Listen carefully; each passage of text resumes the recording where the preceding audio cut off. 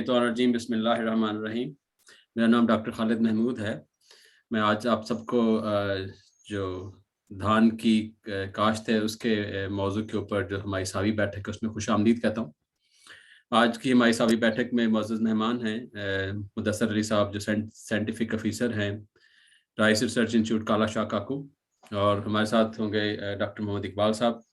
इकबाल साहब जो rice research institute से ही रिटायर्ड हुए हैं। तो आज का जो सब्जेक्ट है वो टॉपिक हमारा हमारी जो चावल की फसल है उसके ऊपर है। जैसा कि आपको मालूम है कि चावल की फसल पाकिस्तान की दूसरी बड़ी अहम फसल है, जिसकी जो हमारी बरामदात हैं जिसको हम कहते हैं एक्सपोर्ट्स। एक्सपोर्ट्स जो हैं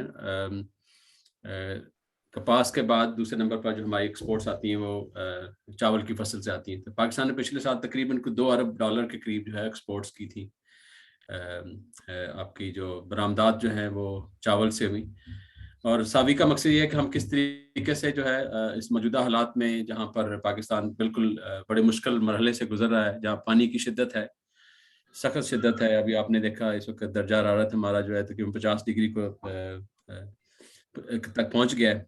तो इन मुश्किल हालात में किस तरह से हम जो है अपनी धान की फसल को पैदा करें, हम उसे जो है अपने माहौल के लिए एक फ़ायदेमंद सब फसल बनाएं, और किस तरीके से हम अपने ज़िम्मेदार की जो है आमदन बढ़ाएं। सारा मकसद है इस काविश का, सावी की काविश का, कि हम किस तरीके से ज़िम्मेदार को वो तरीके बताएं, और वो तरीके जो कि हम जो पंजाब गवर्नमेंट की बात करते हैं या सिंध गवर्नमेंट की बात करते हैं या केपी के गवर्नमेंट की बात करते हैं, जो पाकिस्तान में जो हमारे एग्रीकल्चर एक्सटेंशन डिपार्टमेंट है, जो महकमा ज़राअत तोसी, और जो रिसर्च के डिपार्टमेंट हैं जिसमें एग्रीकल्चर रिसर्च इंस्टीट्यूट आरी जो फैसलाबाद, उसी के अंडर ये आज राइस रिसर्च इंस्टीट्यूट आता है। तो इसलिए हम एक्सपर्ट्स को अपने साथ लेके आते हैं, तो हमारी तरफ से कोई ऐसी बात ना हो जो कि एविडेंस की या किसी क्या कहते हैं कि उसमें नाकस इल्म हो। तो हम इल्म को उस लेवल पे लेके जाना चाहते हैं जो कि अथेंटिक हो, प्रूवन हो,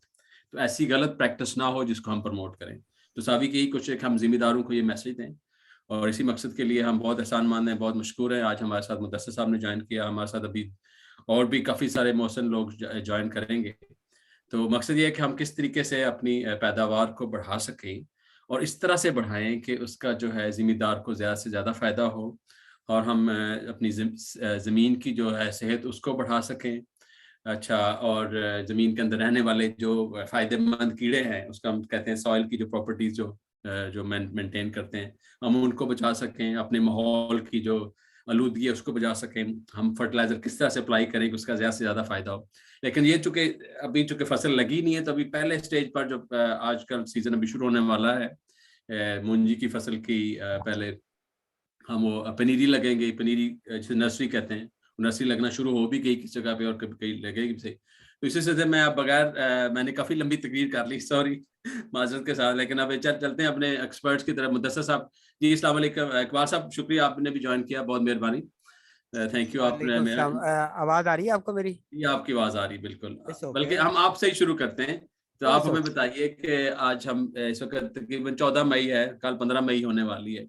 तो जिम्मेदारों को जिन्होंने अभी धान की काश्त करनी है या सोच रहे हैं, उन्हें किन अवामल के ऊपर जो है उनके लिए जो है अभी से तैयारी करनी है? जी प्लीज डॉक्टर इकबाल साहब, बिस्मिल्लाहिर्रहमानिर्रहीम। आपसे शुरू करते हैं। जैसा कि डिपार्टमेंट की भी ये रिकमेंडेशन ये है कि हम 20 मई से पहले धान की काश्त ना करें।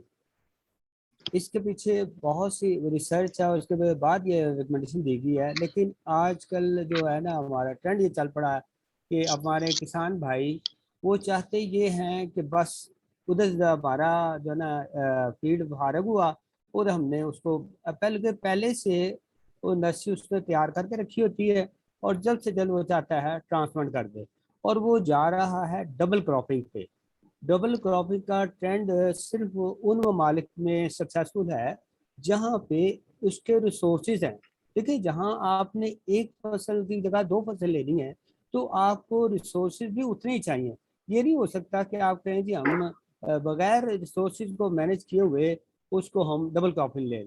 कुछ इलाकों में इसकी सक्सेस स्टोरी है, लेकिन ज़्यादा इलाकों में जो फीडबैक हमें मिला है वो सक्सेस स्टोरी नहीं है। इसलिए मेरी जो किसान भाइयों से यही गुजारिश है कि देखें, आप एक फसल पे जाएं, उसको अपने तमाम रिसोर्सेज उसमें सर्व करें और उससे बेहतर और अच्छी पैदावार हासिल करें।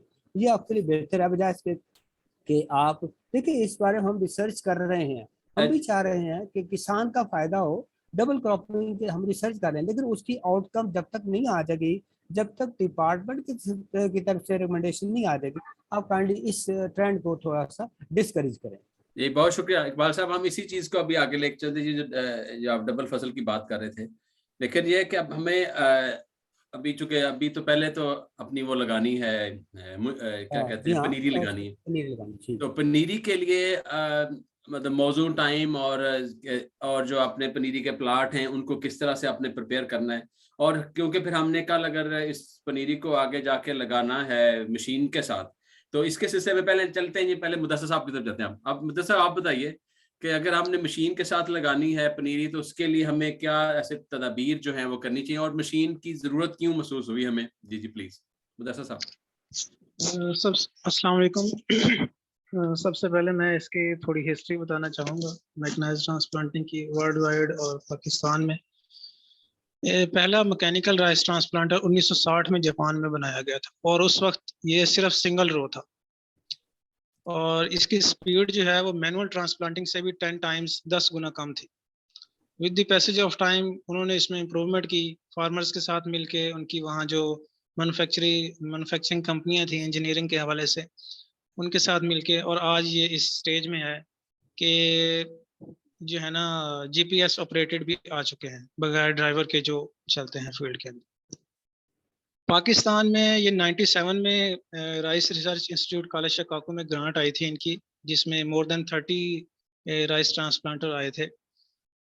और ये कुछ तो जो उस वक्त आरी के अंदर इंस्टीट्यूट थे उनमें डिस्ट्रीब्यूट किए गए, चंद एक थे वो, बाकी जो है वो कॉलेज शिकागो में ही थे।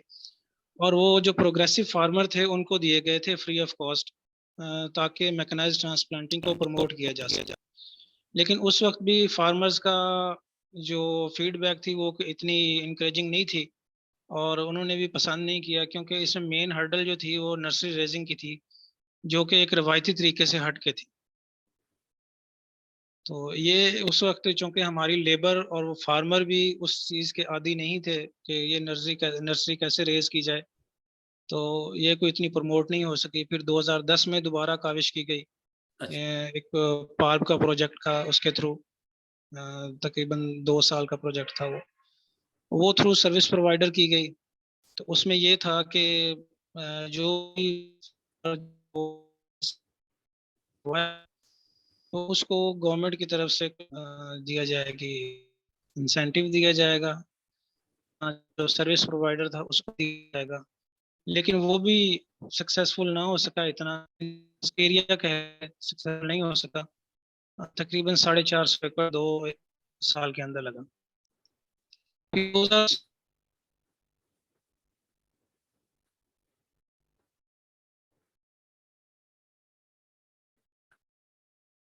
जी डॉक्टर साहब, आप शायद आपकी ड्रॉप होगी लाइन मेरे ख्याल में। चलिए हम तब तक कंटिन्यू करते हैं आपकी तरफ। इकबाल साहब आपकी तरफ आते हैं। इकबाल साहब बताइए कि जब हम मतलब पहले तो भी नर्सरी ग्रो करनी है, तो नर्सरी में जो अहम अवामल हैं मतलब वो कौन से हैं? पहले तो हम वहां से शुरू करते हैं, फिर जाते हैं मशीनरी में, ठीक नहीं? जरा स्टेप बाय स्टेप। आपका क्वेश्चन ठीक है, लेकिन मैं चाहूंगा कि इससे पहले थोड़ा वैरायटीज डिस्कस हो कर ली जाए। देखिए, ठीक है, वैरायटीज का कर लें जो इस साल के लिए वैरायटीज। जी जी प्लीज, ठीक है। वैरायटीज में 3-4 बातें जो हैं वो इम्पोर्टेंट है। किसान की प्रेफरेंस ये होती है कि वो ज़ाहिर किसान के लिए वो वैरायटी ज़्यादा एक्सेप्टेबल है जिसको वो सेल कर सके, उसकी प्रोडक्शन ज़्यादा और उसको सेल कर सके। किसान के लिए उस वैरायटी का कोई फायदा नहीं है जिसकी मार्केट ना हो। It's okay. जी जी जी जी बिल्कुल आ रही दूसरी है बात यह है कि अपने इलाके के लिहाज से जो वैरायटी सक्सेसफुल, जो ज़्यादा पैदावार दे रही है, जिस पे बीमारियों का हमला कम है, किसान उसको प्रेफर करता है।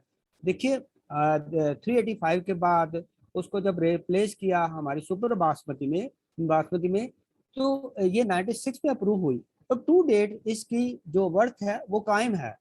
इसलिए कि ये जैसे कहते हैं ना, मरते मरते भी जो है ना कुछ दे जाती है।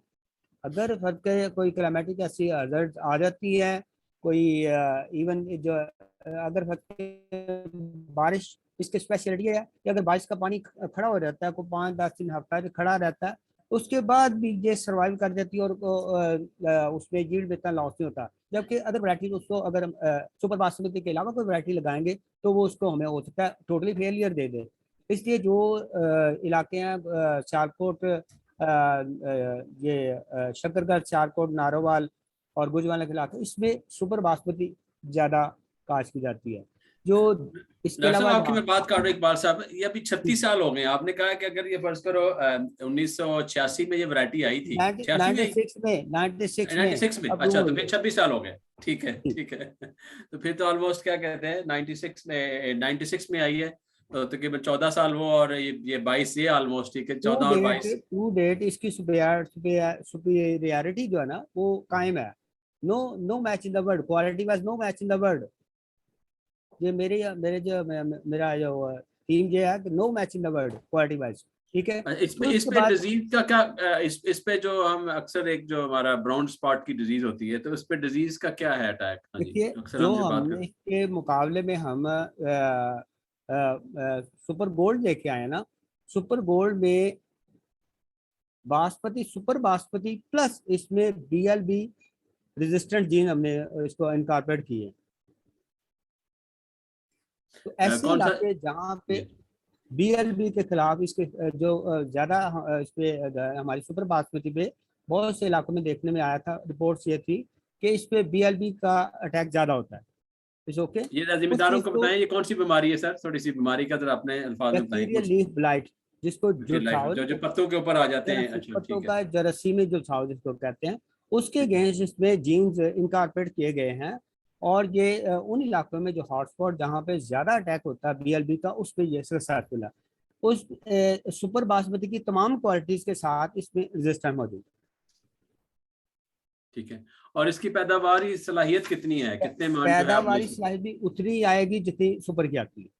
और कितने अगर मान है जी जरा? कोई किसान अपने अपने रिसोर्सेज के मुताबिक 45 से 50 मान ले रहा है, उसमें इससे भी अपना सुपर गोल्ड की भी जो पैदावार उतनी आएगी, लेकिन तकरीबन उसको 40 से बीमारी के लेकर खिलाफ 50 मान मिलावट आप ले सकते हैं। ठीक है, जी। तो आप ये 50 मान लेने के लिए हमें क्या क्या तरीके करने हैं? तो इसके लिए मुदस्सिर साहब आपसे पूछते हैं। 50 मान हमने हदफ रख दिया, चलो ये एक वैरायटी हमने चूज की है। हमने कहा जी कि हम फर्ज करो सुपर गोल्ड है या सुपर बासमती, इन दोनों को अगर ट्राई करते हैं बासमती वाले इलाके में, तो अब 50 मान लेने के लिए हमें क्या क्या चीजें करनी पड़ेंगी वो जो सस्टेनेबल हो? मुदस्सिर साहब आप बताइए। आप म्यूट है मुदस्सिर साहब। 50 मान का हदफ रख दिया हमने। हाँ जी, ये बैठक है इसलिए क्वेश्चन भी पूछे, किसी साहब ने क्वेश्चन करना हो, ये लेक्चर नहीं होता, ये किस्म की कह लें कि एक इनफॉर्मल किस्म की डिस्कशन है फार्मर के साथ और हमारे एक्सपर्ट्स के साथ, ताकि सही वाली जो नॉलेज और अप्रूव्ड प्रैक्टिस उसके बारे में बात हो सके। ठीक है जी, तो ये हमारा प्रोग्राम इस वक्त सावी की जो है फेसबुक से भी देखा जा रहा है, लोग क्वेश्चन वहीं से ही पूछेंगे, वहां से भी मैं आपको क्वेश्चन दूंगा। जी मुदस्सिर साहब, हमने 50 मान लेना है, उसके लिए हमें क्या करना है? जी प्लीज। 50 मन लेने के लिए सबसे पहले तो हमें, अगर मैकेनाइज्ड प्लांटेशन की तरफ जाते हैं तो उसमें भी सबसे पहले आ जाती है वैरायटी की सिलेक्शन। आप जिस एरिया में भी मैकेनाइज्ड ट्रांसप्लांटिंग करना चाह रहे हैं तो उसमें वो वैरायटी सिलेक्ट करें जो महकमा ज़राअत की तरफ से उस एरिया के लिए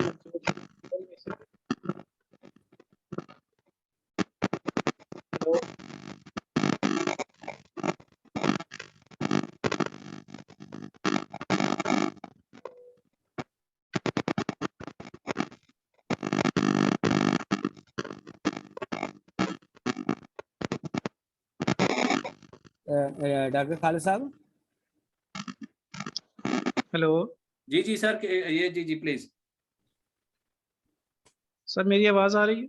आपकी ना ये सर डिस्टॉर्शन होना शुरू हो गई थी। आप ऐसे करें कि ये कान से उतार लें, ये जो है ना मेरे ख्याल में टूटी आपको तंग कर रही है, तो आप इसके स्पीकर को ऑन कर लें, सामने रख लें। ये टूटी जो है ना उससे डिस्टॉर्शन हो रही है।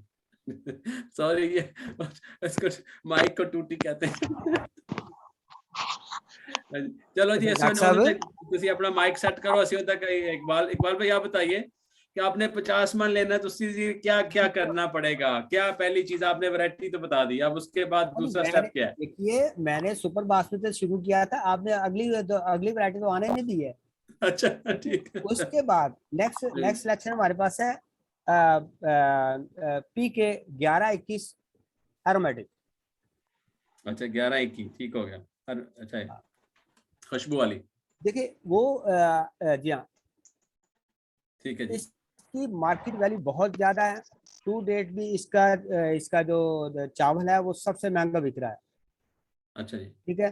पैडी की भी जो फार्मर्स को जो हुई है, जो उसको प्राइस मिले वो सबसे ज्यादा इसी की मिली है।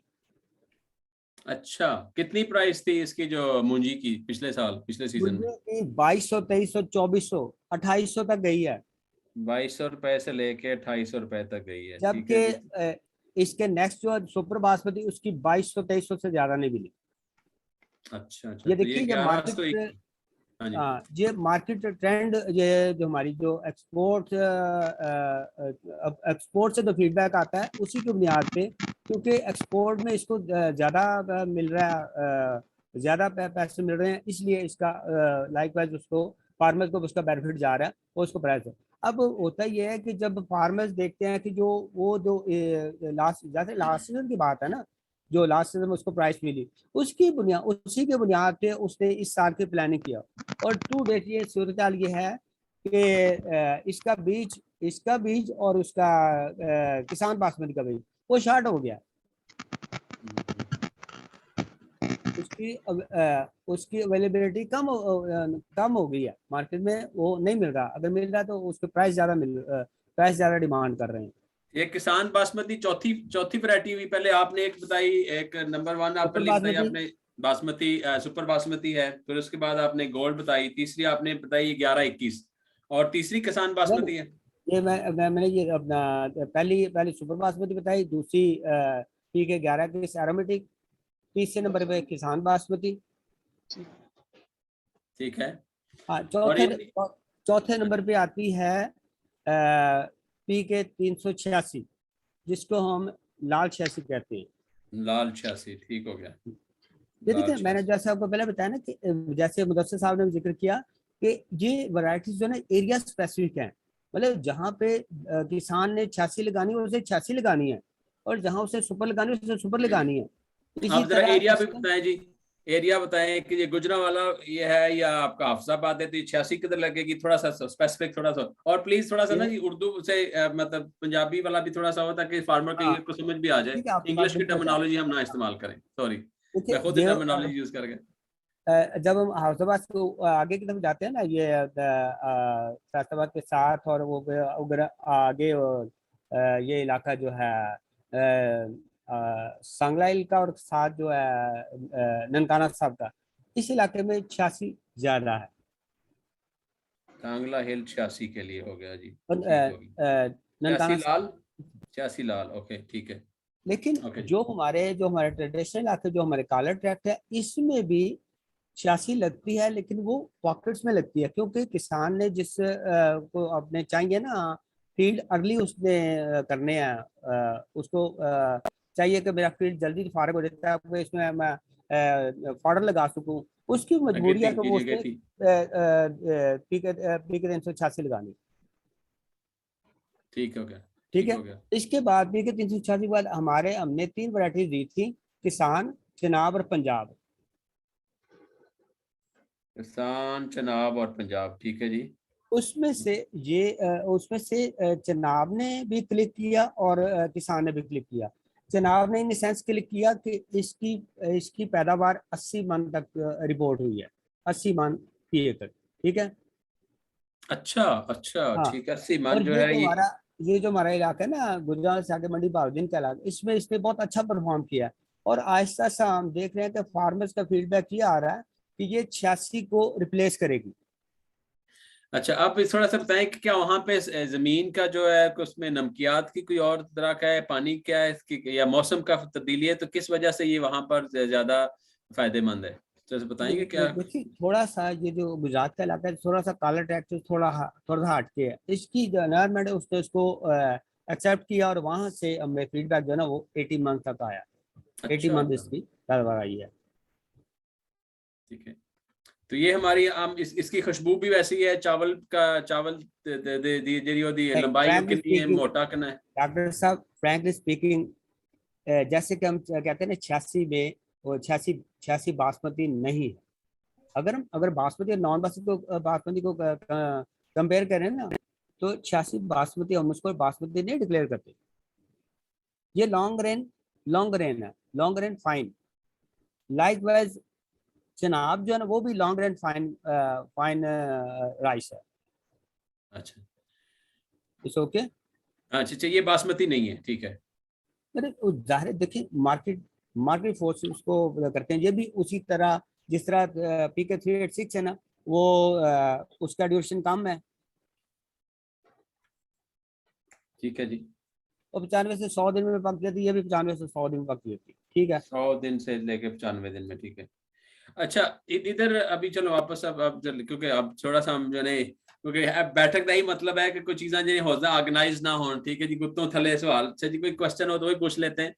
अच्छा मुदस्सर भाई, आप बताएं हमें, वापस आपकी तरफ आते हैं जी सर। कि ठीक है जी, अब हमने जमीन की अभी वैरायटी तो बता दी है अपने इकबाल साहब ने। वैरायटी से हमें अंदाजा हो गया कि अभी काफी सारे जमींदार पूछते हैं इस बार सीड अवेलेबल नहीं कि एक वैरायटी का, ठीक है जी। अब तो लेट हो गया उन्हें। वैसे नॉर्मली किस वक्त सीड के बारे में सोच रखनी कब चाहिए, किस महीने में उन्हें सोचना चाहिए? जब वो कटाई कर रहे हैं उस वक्त उन्हें सोचना चाहिए, या क्या तरीका कार होता है? जी मुदस्सर साहब। अगर तो उन्होंने बासमती लगानी है तो उसके लिए फिर टाइम स्टार्ट होता है जून से। डेफिनेटली वो महीना पहले से लेके रख सकते हैं, या जैसे भी अपनी तैयारी कर सकते हैं। अगर अवेलेबल है उनके पास सीड अपना तो फिर ठीक है। अगर उन्हें कहीं से लेना है तो फिर इतना टाइम रखें, तकरीबन महीना पहले वो ले लें। और अगर नॉन बासमती लगानी है तो वो जैसे इकबाल साहब कह रहे थे कि 20 मई से नर्सरी सोइंग स्टार्ट हो जाती है, तो उस हिसाब से भी मतलब कि उन्हें जहाँ से भी सीड लेना है तकरीबन एक महीना पहले वो ले लें। इतना पहले लेने का एक तो मकसद ये भी है कि ये मतलब इसकी जो नर्सरी रेजिंग है मैकेनाइज्ड ट्रांसप्लांटिंग के लिए, वो रवायती से ज़रा डिफरेंट है। डिफरेंट इस तरह है कि रवायती तरीका काश में तो हम हमारी जो खेत की ज़मीन है हम वही इस्तेमाल करते हैं, उसी में ही जो है ना वो पनीरी की काश्त करते हैं। जबकि मैकेनाइज्ड ट्रांसप्लांटिंग के लिए, मशीनी काश्त के लिए हम ख़ास किस्म की ट्रेज होती हैं वो इस्तेमाल करते हैं, जिनके अंदर मिट्टी की मशीन आती है और फिर इसी तरह बजरिया मशीन या हाथ से उसका छिड़काव किया जाता है, फिर कवरिंग भी, और फिर सारा कुछ आगे जो है मतलब वो एक मखसूस या रवायती से हट के डिफरेंट एक मुख्तलिफ तरीका। तो इसलिए इतना टाइम देना चाहिए। और ये मतलब एक बंदा अगर पहली दफ़ा करना चाह रहा है तो डेफिनेटली उसको इतना मार्जिन रखना चाहिए। अगर आप 1-2 साल कर चुके हैं तो फिर बंदे को अंदाज़ा हो जाता है कि मुझे ट्रे फिलिंग के लिए इतना टाइम लग जाएगा, उस हिसाब से वो अपना सीड अरेंज कर सकता है। तो मेरे हिसाब से जो हमने नोट किया है यहाँ पे, तकरीबन 1 महीने का गैप रखना चाहिए ताकि मशीन की अवेलेबिलिटी, उसकी दस्तयाबी, सोइंग वाली मशीन जो है जो पनीरी काश्त करती है उसकी दस्तयाबी, ट्रेज जिसके अंदर मशीनरी लगानी है उसकी दस्तयाबी, उन ट्रेज के अंदर जो मिट्टी डालनी है उसकी दस्तयाबी, ये उसके पास सारा कुछ दस्तयाब करने का टाइम हो। जी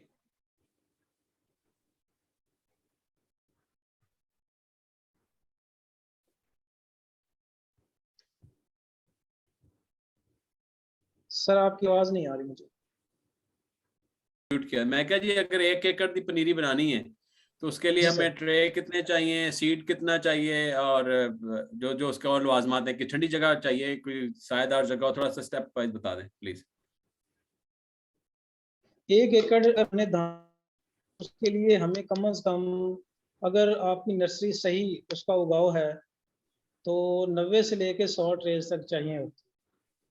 और अगर ओके। उसका उगाव की शरह कम है, आपकी ज़मीन कमज़ोर है, तो आप 110 ट्रेज भी कर सकते हैं। बाकी शरह बीज जो है वो एकड़ के हिसाब से 10 किलोग्राम फी एकड़ है, उसमें कोई वैरायटी की तखसीस नहीं है कि किस किस्म की वैरायटी हो तो कितना सीड। ये एक जनरल सी है रिकमेंडेशन महकमा ज़राअत की तरफ से और हमारी तरफ से भी, कि 10 किलोग्राम फी एकड़ बीज इस्तेमाल किया जाए। और ट्रे के लिए जो है वो तकरीबन 100 ग्राम खुश्क सीड जो है, 100 ग्राम खुश्क बीज फी ट्रे।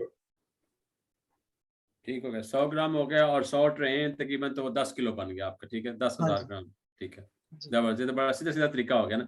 अद्धा किलो है तो अद्धे किलो वास्ते जी ना पहले 500 ग्राम होंगे तो 50 ट्रे हैं। ठीक है, 500 ग्राम। जबरदस्त, बहुत अच्छा। अच्छा, अब ये बताइए कि जी हम ये कहते हैं कि पिछले दिनों इस प्रकार थोड़ी डिबेट हुई थी कि जी नर्सरी कितने दिनों की होनी चाहिए, वो 25 दिनों की होनी चाहिए, 35 की होनी चाहिए, 45 दिनों की चाहिए। तो वो बता दें कि जी नर्सरी की जो बेस्ट उम्र है वो कितने दिन की है, और उसका मतलब जो उसकी जो नर्सरी बहुत पतली या दरमियाने साइज की, मोटे साइज की, थोड़ा उसके बारे में बताएं। और चूंकि हमने ये प्लांटर से करनी है तो उसके लिए फिर कितनी एज की होनी चाहिए? हाथ से लगाने में तो आसानी होती है, अगर छोटा भी हो वो भी लगा सकते हैं। तो उसकी जो मशीनी है उसके लिए लगाव के लिए हमें क्या मतलब इतने के पौधे हों एक ट्रे के अंदर, या कुछ थोड़ा सा अंदाजा किस तरह से लगेगा? इसके हवाले से सर मैं ये कहना चाहूँगा कि ये टेक्नोलॉजी चूँकि हमारी दरियाफ्त शुदा या हमारी बनाई हुई नहीं है, ये जापान की है।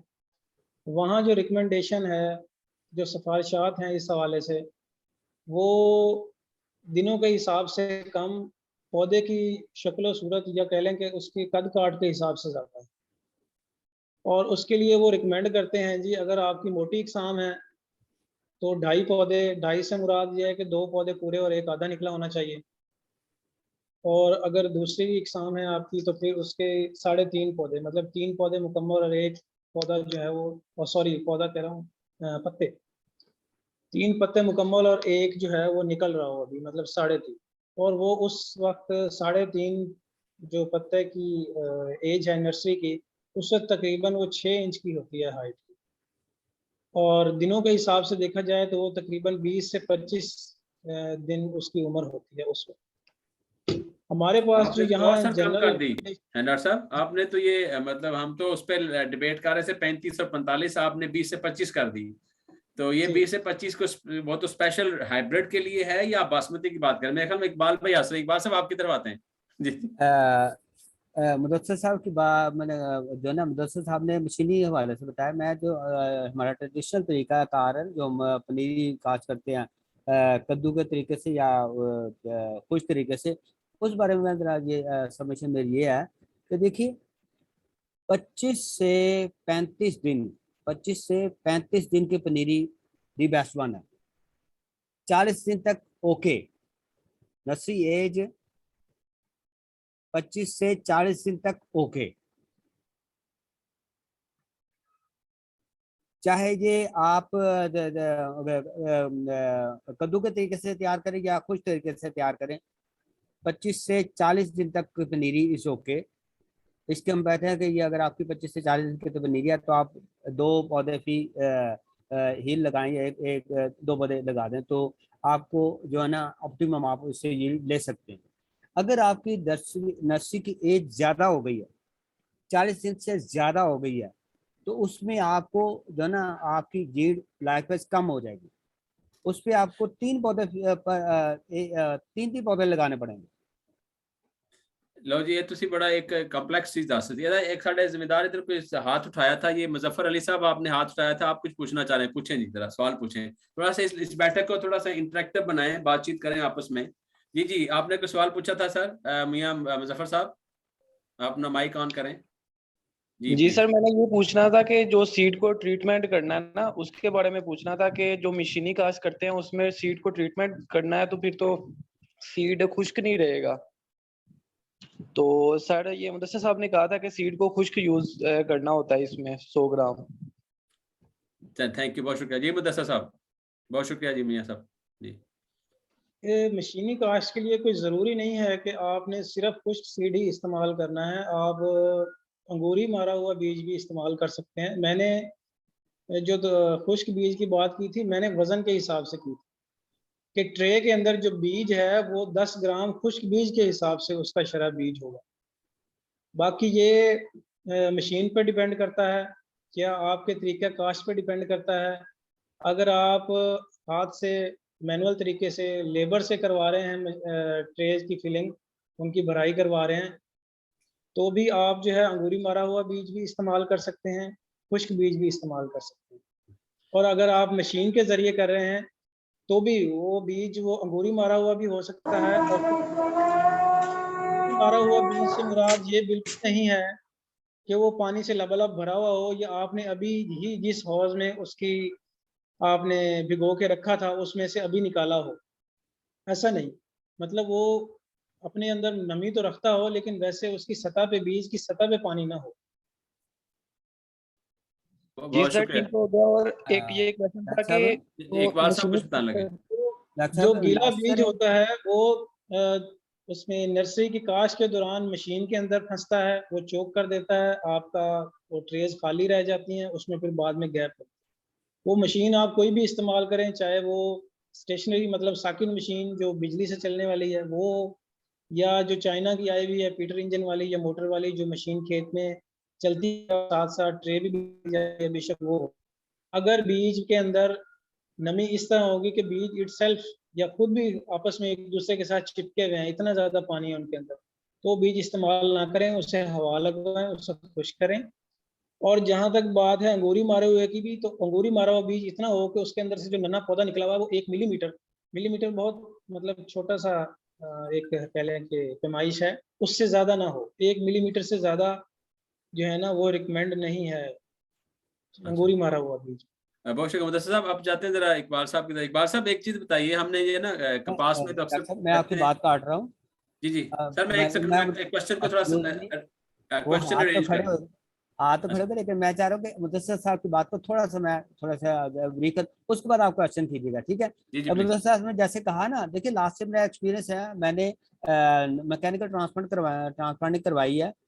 तो इसमें यह है कि मैंने दोनों तरह के ना सोप सीड भी और ड्राई सीड भी इस्तेमाल किया है। सोप सीड में जैसे मुदस्सिर साहब ने कहा कि उसको सिर्फ इतना होना चाहिए कि जस्ट उसको नजर आए कि उसके जो है ना जर्मिनेशन हो गई है। ये उसको जो हम फुली उसको नहीं, हम अंगूरी फुली मुकम्मल तौर पे उसको उसके लिए 72 घंटे के लिए नहीं रखेंगे, उसको जस्ट सोक करेंगे। तीसरे दिन उसने वो हो जाना है, उससे थोड़ा सा उससे आपको नजर आएगा, वाइटिश नजर आना शुरू हो जाएगा। उसको आपने जो है ना फैला देना, तो उस पर फर्श पे फैला देना, थोड़ा सा उसको ड्राई करना। उसके हम जो नर्सरी ट्रे में कास्ट करते हैं वो इक्वली गुड, वो बड़ा अच्छा उसका रिस्पॉन्स है, उसमें जर्मिनेशन ज्यादा बेहतर होती है एज कम्पेयर टू बिल्कुल जो है ना ड्राई सीड इस्तेमाल करने के। अगर हम ये सोप सीड इस्तेमाल करते हैं तो ये बेहतर हमें आगाज ज्यादा बेहतर देता है। अब अच्छा बताइए, आपका क्वेश्चन बताइए। हाँ जी, मैं ये कह रहा था कि हम दूसरी फसलों में तो कहते हैं, जैसे कपास में कहा है कि पहले अपनी ना इसका उगाव बीज का चेक कर लें, जी, किसका बीज का उगाव है। तो इसमें भी कोई तरीका है कि पहले बीज का उगाव चेक कर लें कि कितने उगने हैं? तो कोई थोड़ा सा है कोई डॉक्टर देसी तरीका साहब, जिसे हम। जी जी बहुत बहुत सादा आसान तरीका है, बहुत जी जी मतलब प्लीज। बहुत बहुत आसान तरीका है। इसका मतलब ही कोई नहीं है। देखिए, अगर किसान ने अपना बीज रखा हुआ है, से होते हैं ना किसान, वो उसको चंद दाने लेके उसको अपना ये जैसे मेरे अपना ये पड़ा हुआ टिश्यू पेपर पड़ा हुआ है मेरे, चंद दाने लेके इसको सिंपल एक अपने प्लेट जो अपनी टी प्लेट जो होती है, कप की प्लेट जो होती है पिर्च, उसके अंदर इसको अपना रखे, ये टिश्यू पेपर को रखे, ठीक है? ये देख रहे हैं, इसको रखे, इसको ऊपर नम नम कर दे, उसको नमी दे दे, उसके ऊपर चंद दाने अगर गिन के रख सके तो वो ज्यादा बेहतर है। अगर गिने बगैर ही 50-60 दाने उसके अपना प्लेट के मुताबिक 20-25-30-50 दाने रख ले, चले गिन के रख ले, 50 दाने उस पर स्प्रेड कर दे इक्वली, जरा मुनासिब जगह पर, ठीक है? उसके बाद उसके ऊपर दोबारा उसने टिश्यू पर एक दूसरा उसको टिश्यू पेपर से कवर कर देना, और इसको मॉइस्ट रखना है। उसको मॉइस्ट रखना ऊपर, जैसे घर में होता नहीं बोला मॉइस्चर, जिससे हम इस्त्री करते हुए कपड़ों को थोड़ा सा गीला करते हैं। स्प्रे आपकी आवाज, करीदा और टिंचर, दीदी, हाँ स्प्रे वाला, ठीक है, हाँ स्प्रे करता है। हाँ, ठीक है। उससे उससे उससे आपने पानी उसके ऊपर लगा दे, ठीक है? उसके बाद उसको उसको कवर कर दें, एक दूसरी प्लेट से कवर कर दें, ठीक अच्छा है? जी। उसको नॉर्मल रूम टेम्परेचर पे रख दें। नेक्स्ट डे आपने फिर उसको मॉइस्ट करना है, ऐसे ही ना, पानी खुला नहीं छोड़ना, उसको ठीक है। ऐसे मॉइस्ट करना, मतलब वो तर रहे, खुला ना रहे। तो चौथे पंजवें दिन आप देखेंगे कि उसमें से जर्मिनेशन शुरू हो गई, ठीक है जी। ठीक है? जब जर्मिनेशन शुरू हो गई तो आपने उससे ऊपर प्लेट उठा देनी है ताकि उसको थोड़ी सी स्पेस मिल सके। ठीक है। 3-4 दिन बाद चौथे दिन आपने उसको काउंटिंग कर लेनी है कि मेरे टोटल कितने बीज हैं और इसमें से जर्मिनेट कितने या किस पे से उगाव हुआ है, उससे आपको पता चले। परसेंटेज सिंपल जो ना उसके कायदे से आप उसको परसेंटेज निकाल लेंगे कि इसमें इतने परसेंट मेरा बीज जो है ना वो उसका उगाव इतने परसेंट है। देखिए जो चौथे दिन सैंपल ਤੁਸੀਂ ਲੈਣਾ ਹੈ ਉੱਥੇ ਥੋੜੀ ਜਿਹੀ ਇਦਾਂ ਕਰਨੀ ਹੈ ਕਿ ਤੁਸੀਂ ਸੈਂਪਲ ਮਤਲਬ ਆਪਣਾ ਰੈਂਡਮਲੀ ਉਨਕੀ ਕਹਿੰਦੇ ਨੇ ਕਿ ਅੰਦਾਜ਼ੇ ਨਾਲ ਸਾਰੇ ਲੈ ਨਹੀਂ ਸਕਦੇ। हाँ जी डॉक्टर साहब जिस उसमें बैग में पड़ा है उसको थोड़ा सा शफल कर लें और मुठ एक अपना ना मुठ लेके उस सीट एक चमचा लेना है डॉक्टर साहब, मुठ से लेने लोड़ ही कोई नहीं, एक चमचा लेना, सिर्फ एक चमचा लेना, ठीक है, ताकि मिक्स होवे, पता ना लगे। ठीक है, ਉਹਦੇ ਵਿੱਚ ਜ਼ਿਆਦਾ ਦਾਣੇ ਹੋਣਗੇ, ਉਹਦੇ इतने ज्यादा दाने नहीं चाहिए, इतने ज्यादा ग्रेन्स नहीं चाहिए होते, ठीक है, 50 सफिशिएंट है। ठीक है, 3-4 दिन में उसका रिजल्ट आपके सामने आ जाएगा। ज्यादा बात है कितनी परसेंटेज वाला हो हम उसको एक्सेप्ट करेंगे कि कितनी परसेंटेज हो, जो 60%, 80%, 90 यूज कहते हैं ना 85% जर्मिनेशन ओके जैसी। ठीक है, ठीक है, जो हम सीड ट्रीटमेंट करते हैं ना उसमें 85% जर्मिनेशन ओके। लेकिन जब मैंने जो हमने अपना टेस्ट किया है 98%, 96% इतनी परसेंटेज आती है हमारे सीड की, जर्मिनेशन परसेंटेज इतनी आती है। बहुत कम हुआ है कि अगर 1 साल सीड पुराना है तो मे भी उसकी जो है परसेंटेज 85 आए। उसमें कुछ जो हल्के दाने होते हैं, कुछ जो हल्के दाने होते हैं जिनका सीड नहीं बना होता है, तो कोई ऐसा तरीका है कि पानी में भिगोएं और हल्के ऊपर आ जाए, ऐसा भी तरीका होता है कोई? जी हाँ, वो है कि आप ना उसमें उसको तरीका करिए कि अपने बीज को नमक वाले पानी में डाल के, नमक वाले पानी डाल के उसको हिलाएंगे तो वो जो हल्के बीज हैं उसके ऊपर आ जाएंगे, तो उसको आप ऊपर वाले हल्के बीज निकाल दें तो बाकी आप जो है उसको ये आई थिंक बहुत अच्छे तरीके बता रहे हैं, क्योंकि इनसे आपका ना वही सीड, बात ये है कि चूंकि हम यहाँ बात कर रहे हैं 50 मन लेने के लिए, तो 50 मन में सीड का बहुत रोल है। जब हम जर्मनी में काम करते हैं ना, तो जर्मनी में एक है ना हमारा वो एक सीड होता था, तो वो सीड का एक्सरे लेते हैं 360 तरफ से कि इसके अंदर इसका पेरिकार्प सही बना हुआ है, इसकी सारी चीजें हैं। जी जी। तो अच्छा जी, एक सवाल आया इसका, इमरान फतियाना साहब ने सवाल किया है जी, बहुत शुक्रिया आपका ज्वाइन करने का। आप अनम्यूट करें और क्वेश्चन पूछें जी प्लीज, क्योंकि जिम्मेदारों की बैठक है इसलिए हम इसको सेमिनार नहीं बनाते, बड़ा ही इसको ओके। मैं तो बड़ा खुश हूँ, ठीक है, ऐसी मुझे तो फार्मर्स के ऐसी अपना डे एंड नाइट, मैं तो 24 आवर्स जो अवेलेबल हूँ, मुझे फार्मर्स के आते हैं और मैं उनको क्वेरीज उनकी सॉल्व करने की कोशिश करूंगा। बहुत शुक्रिया। अस्सलाम वालेकुम जी। अच्छा जी, हम पहले करते हैं रिवायती काश्त चावल की। मैं ये जानना चाह रहा था रिवायती और जो जदीद काश्त हो रही मशीन के जरिए, इसमें डॉक्टर साहब कितना एक डिफरेंस है एवरेज का?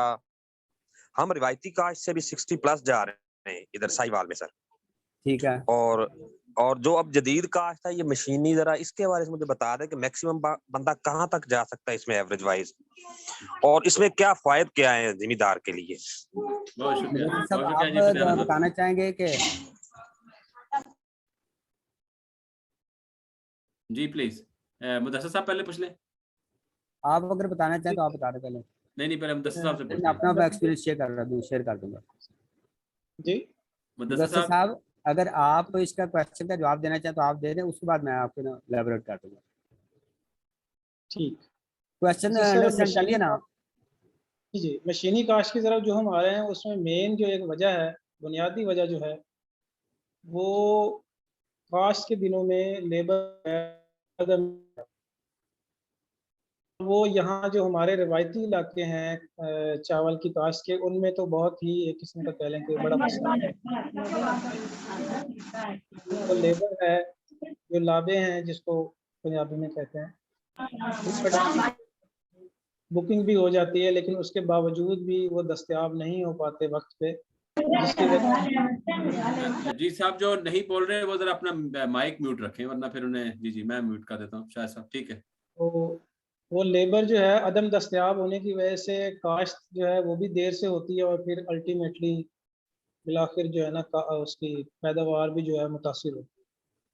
अब जहाँ तक बात है इसकी पैदावार के कम ज़्यादा होने का, या कितना इसका फ़ायदा है कितना नहीं है, तो पैदावार का जो ताल्लुक है वो पौधों की तादाद से हम जोड़ते हैं। अगर तो आप रिवायती तरीके से लगा रहे हैं और आपके खेत के अंदर पौधों की तो जो तादाद है वो जो महकमा ज़राअत की सिफारिश करदा तादाद है 80,000 पौधे, अगर आपकी वो पूरी हो रही है तो फिर बेहतर है कि आप उसी तरीके पे ही रहें। और अगर आपकी वो तादाद पूरी नहीं हो रही, आपको लेबर की दस्तयाबी भी नहीं है, तो फिर आप मशीनी काश्त की तरफ आएँ, क्योंकि इसके अंदर ये सहूलत मौजूद है कि आप जो एक सिफारिश करदा तादाद है पौधों की, उससे वो भी कर सकते हैं, उससे ज़्यादा भी जा सकते हैं। और ये बिल्कुल एक कह लें कि दुरुस्त बात है कि अगर पौधों की तादाद पूरी होगी तो फिर पैदावार भी अच्छी आएगी। आवाज कम और करें, हर आवाज सुनी, अपनी आवाज कम कर लें। हमारे पास जो हमने यहाँ तजुर्बात किए हैं अब उसमें ये ठीक देखा है। गया है, उसमें देखा गया है तकरीबन 10 से 15% जो है जो पैदावार में इजाफा मुमकिन हो सकता है। ओके, बहुत जी। बहुत शुक्रिया। एक तो आपने लेबर की बताई, लेबर वाले, अच्छा लेबर में तुम्हें ये भी है ना कि अगर लेबर ट्रेंड नहीं है, वो किसी जगह नागे छोड़ देगी, पौधों की वो 80,000 पूरे नहीं होंगे, तो ये जो मशीन है, मशीन में भी पीछे पीछे आप चल रहे थे, आपने देखना है, उसका फायदा ये है कि उसके पौधे पूरे होते हैं। दूसरा ये है कि ये बताएं कि इसका मतलब वैरायटीज में तो इतना डिफरेंस नहीं होगा कि हमें भी हम जैसा हमें भी आप फतियाना साहब, आप इस सवाल से मुतमिन हो गए हैं या फिर अभी जाते हैं? इकबाल भाई, इकबाल साहब आप बताएं। आपको मैंने अनम्यूट किया था, आप अनम्यूट हो जाएं। मैं इस हवाले से थोड़ा बता दूं। जी प्लीज बताइए मुदस्सिर साहब। जो आप बात कर रहे हैं ना पीछे नावों की, ये तो बात आपकी दुरुस्त है कि इसके लिए भी एक तजुर्बाकार ऑपरेटर जो है उसकी ज़रूरत होती है। और मेन जो हमारे पास जो ट्रैक्टर ड्राइवर हैं अच्छा जो चला लेते हैं वो इसको हैंडल कर सकते हैं, इसमें ऐसा कोई मसला नहीं होता। जहां आप लीवर एक दफ़ा सेट कर देते हैं, वो मशीन है, उसने खुद ब खुद कहीं कुछ नहीं करता। तो अगर आपका ऑपरेटर अच्छा है, थोड़ी बहुत समझ बूझ रखता है, तो वो बआसानी जो है अच्छे तरीके से काश कर सकता है। बाकी इसके लिए कम से कम 3 बंदों की ज़रूरत होती है, एक ऑपरेटर, एक उसके साथ हेल्पर और एक बंदा जो बाहर फील्ड पे जो ट्रे ख़त्म होगी वो पहुंचाने के लिए, देने के लिए या इस तरह करके, मतलब हेल्प के लिए वो भी। तो जो बंदा ड्राइवर के साथ है, ट्रांसप्लांटर पे मौजूद है या उसके आसपास, वो बवक्त उसको वक्त पे ज़रूर बताता रहे कि पीछे जो है वो गैप आ रहे हैं, नागे आ रहे हैं, और वो उस हिसाब से देख लें मशीन को। बाज़ दफ़ा ये होता है कि हमारी ज़मीनों में नीचे मट्टी वो बिल्कुल ऐसे साफ़ नहीं होती, पत्थर वगैरह होते हैं या कुछ स्टबल वगैरह, पिछली जो फसल है उनके वुड वगैरह या लकड़ी वगैरह या कोई इस तरह की चीज़ें। तो मशीन की जो फिंगर है, जो नर्सरी के मैट में से, पनीरी के मैट में से पौधे उखाड़ के ज़मीन के अंदर लगाती है, वो फिंगर जो है वो चोक हो जाती है, बंद हो जाती है, उसके अंदर कोई चीज़ फंस जाती है। जब उसके अंदर ऑलरेडी कोई चीज़ फंसी हुई है तो वो पौधा उसको पिक नहीं करेगी, वो नर्सरी में से लेगी ही नहीं, वो जगह खाली छोड़ती जाएगी। दूसरी वजह ये होती है कि हमारी जो नर्सरी जो हमने ट्रे के अंदर लगाई हुई है, उसका उगाव ही अच्छा नहीं हुआ, उसके अंदर ही गैप है, मतलब पौधे ही दूर दूर लगे हुए हैं, उगे हैं उसके अंदर। तो वो जहाँ पौधा होगा ही नहीं, वहाँ वो सिर्फ फिंगर जो है मट्टी लेगी और मट्टी के अंदर ही मट्टी लगा देगी, तो वो भी नागा ही एक तरह से होगा। तो ये बाद में जो है मैनुअल तरीके से लेबर से लगवाए जा सकते हैं, ये इतने ज़्यादा भी नहीं होते। हमने यहाँ अपने पास किया था, इसका काउंटिंग भी की थी। ये हार्डली जो है 5% तक होते हैं, बस इससे ज़्यादा नहीं होते। और अगर आप जो एक जनरल रिकमेंडेशन है जो हम करते हैं 80,000 पौधों की, मशीन में ऐसे 80,000 बिल्कुल बराबर नहीं होते, वो हमेशा या ज़्यादा होंगे या कम होंगे। तो कम वाली सेटिंग पे तो वैसे ही नहीं जाना। तो जो ज़्यादा वाली सेटिंग भी है, जो मौजूदा ट्रांसप्लांटर कबूटा के ज़्यादातर हैं, मार्केट के अंदर मौजूद हैं या ज़िम्मेदारों के पास हैं, तो उसके अंदर जो लाइनें हैं ट्रांसप्लांटर की वो 1-1 फीट पे हैं, जबकि जो पौधे से पौधे का फासला जो हम रिकमेंड करते हैं उस मशीन के लिए वो 6 इंच का है।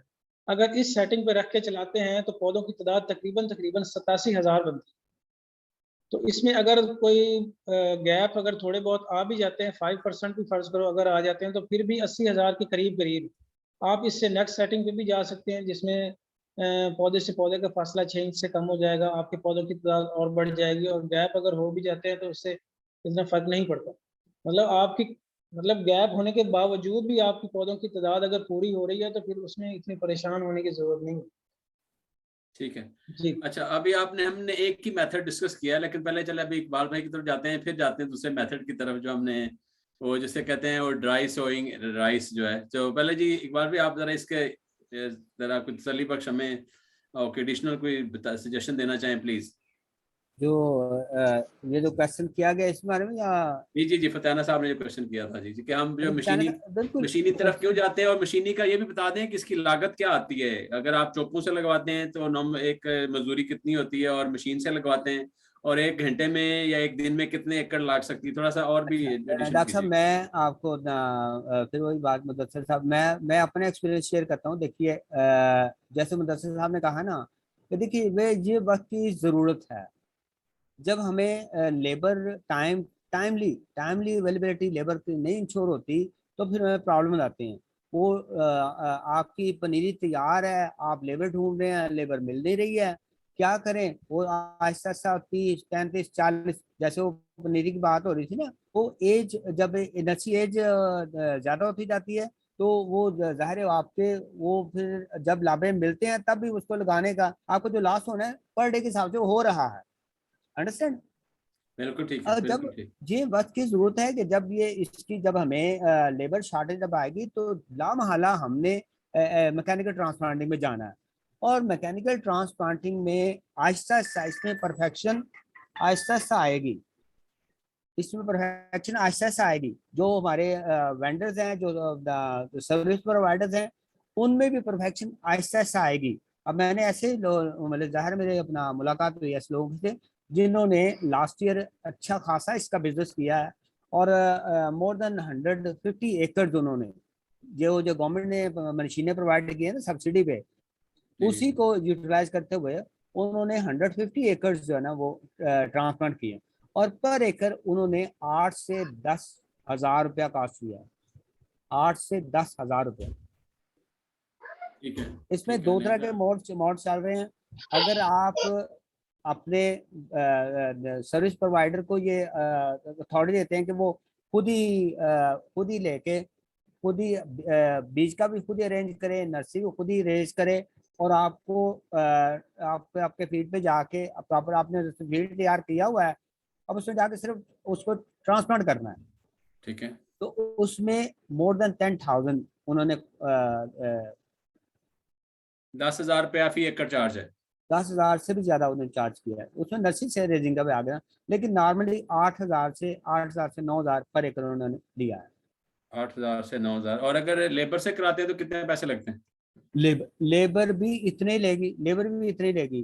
कुछ अगर कम ज्यादा लेबर भी इतनी लेगी, लेकिन वो जैसे मैंने आपको कहा ना कि वो टाइमली अवेलेबिलिटी की बात है।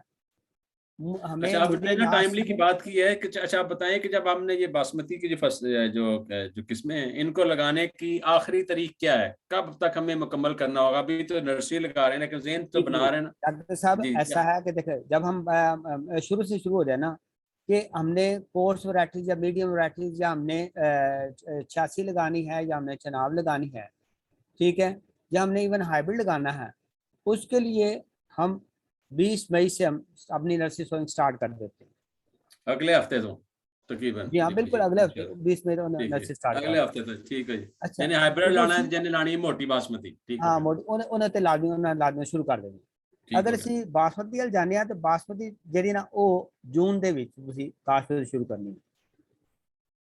जून ਜੂਨ के ਦੇ पहले हफ्ते ਸ਼ੁਰੂ ਦੇ ਵਿੱਚ ठीक है। जून के शुरू ਦੇ ਵਿੱਚ ਜਦੋਂ काश्त करें, 1 मिनट के लिए मैं थोड़ा म्यूट होना चाहूंगा। ठीक है। बात सुनिए, जुबैर आ गया है।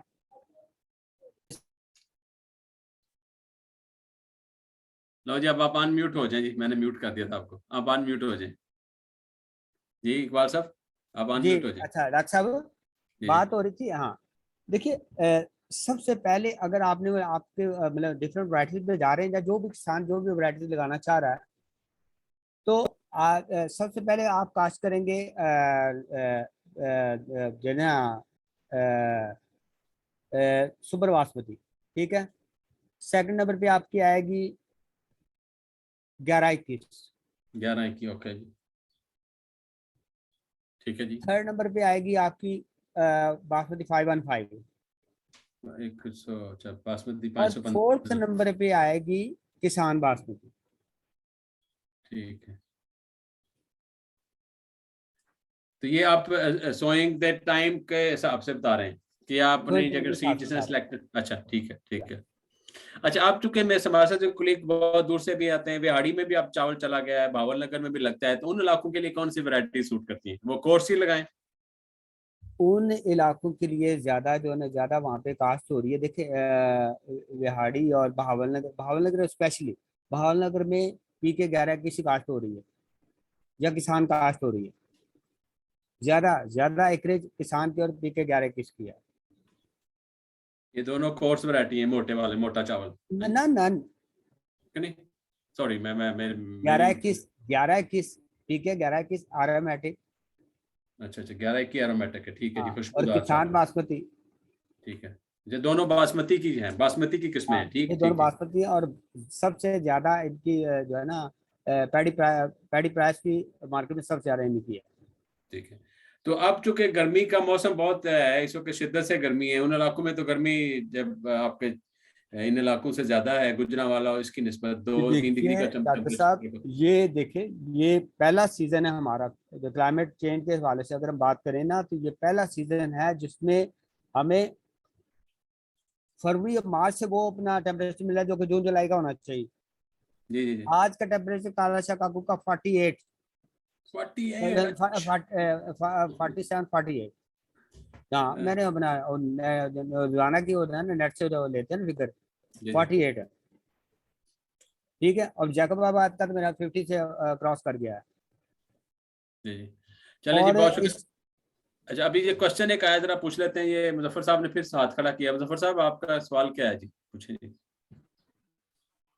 जी सर, ये मैं पूछना चाहूंगा कि लास्ट ईयर ना 515 जो थी बासमती 515 वो लगाई थी, उससे फार्मर बड़ा मायूस हुआ है। वो उसका पत्तल आ गया था ना सारा, वो सिट्टा नहीं था बनाया। तो उसका मैं चाहूंगा कि वो बता दें कि क्या वजह बनी थी, ताकि वो इस दफा ना उसके लिए कोई एहतियाती तदाबीर की जाए। और दूसरा क्वेश्चन ये है कि किसान बासमती जो है, इसमें फर्टिलाइजर डोज बहुत ज्यादा है, कितनी रिकमेंड की जाती है, कितना हमें इसे फर्टिलाइजर देना पड़ेगा? ये 2 क्वेश्चन है इनका, थोड़ा सा। मेहरबानी, शुक्रिया। अच्छा फटाना साहब, पहली बात तो अपने 515 की बात की, तो इसमें जो पतल आई थी ना, उसमें एक वही वो एक स्पेल आया था उसका अंधेरी का और टेम्परेचर का, उसकी वजह से इसमें पतल आ गई। और कोई दूसरी वजह नजर नहीं आई। जो फीडबैक यही था, कोई ना उसमें कोई बीमारी थी, ना उसमें कोई इंसेक्ट अटैक था, उस वक्त कोई ऐसी बात नहीं थी। ठीक है जी, ये जी हमारे तो फेसबुक से यहाँ कुछ, जी जी, जी फेसबुक से साहब ने क्वेश्चन सवाल किया है जी कि नर्सरी को कौन सी बीमारियां लग सकती हैं, तो हमें उसके लिए जो सीड ट्रीटमेंट करते हैं, तो वो सीड ट्रीटमेंट की कौन सी दवाई है और किस तरह से सीड ट्रीटमेंट करना है, जरा बता देते हैं जरा इस पे। अच्छा, उनका फतियाना साहब का क्वेश्चन खत्म हो गया। एक तो उन्होंने ये 515 के बारे में बताया था, वो था दूसरा क्वेश्चन था उनका। हाँ, दूसरा उनका असल में था कि इसको फर्टिलाइजर ज्यादा चाहिए। सॉरी, माजरत के साथ मैं बोल हाँ रहा देखिए, जो है ना हमारी किसान बासमती, ये फर्टिलाइजर रेस्पॉन्सिव है। फर्टिलाइजर रेस्पॉन्सिव है, उसको हम ये कहते हैं कि इसको जब ज्यादा फर्टिलाइजर देंगे तो वो हमें ज्यादा पैदावार देगी। अच्छा, ज्यादा पैदा अगर तो एक अगर अगर हम कहते हैं ना कि बासमती को अपना जो बासमती वैरायटीज हैं उसको हम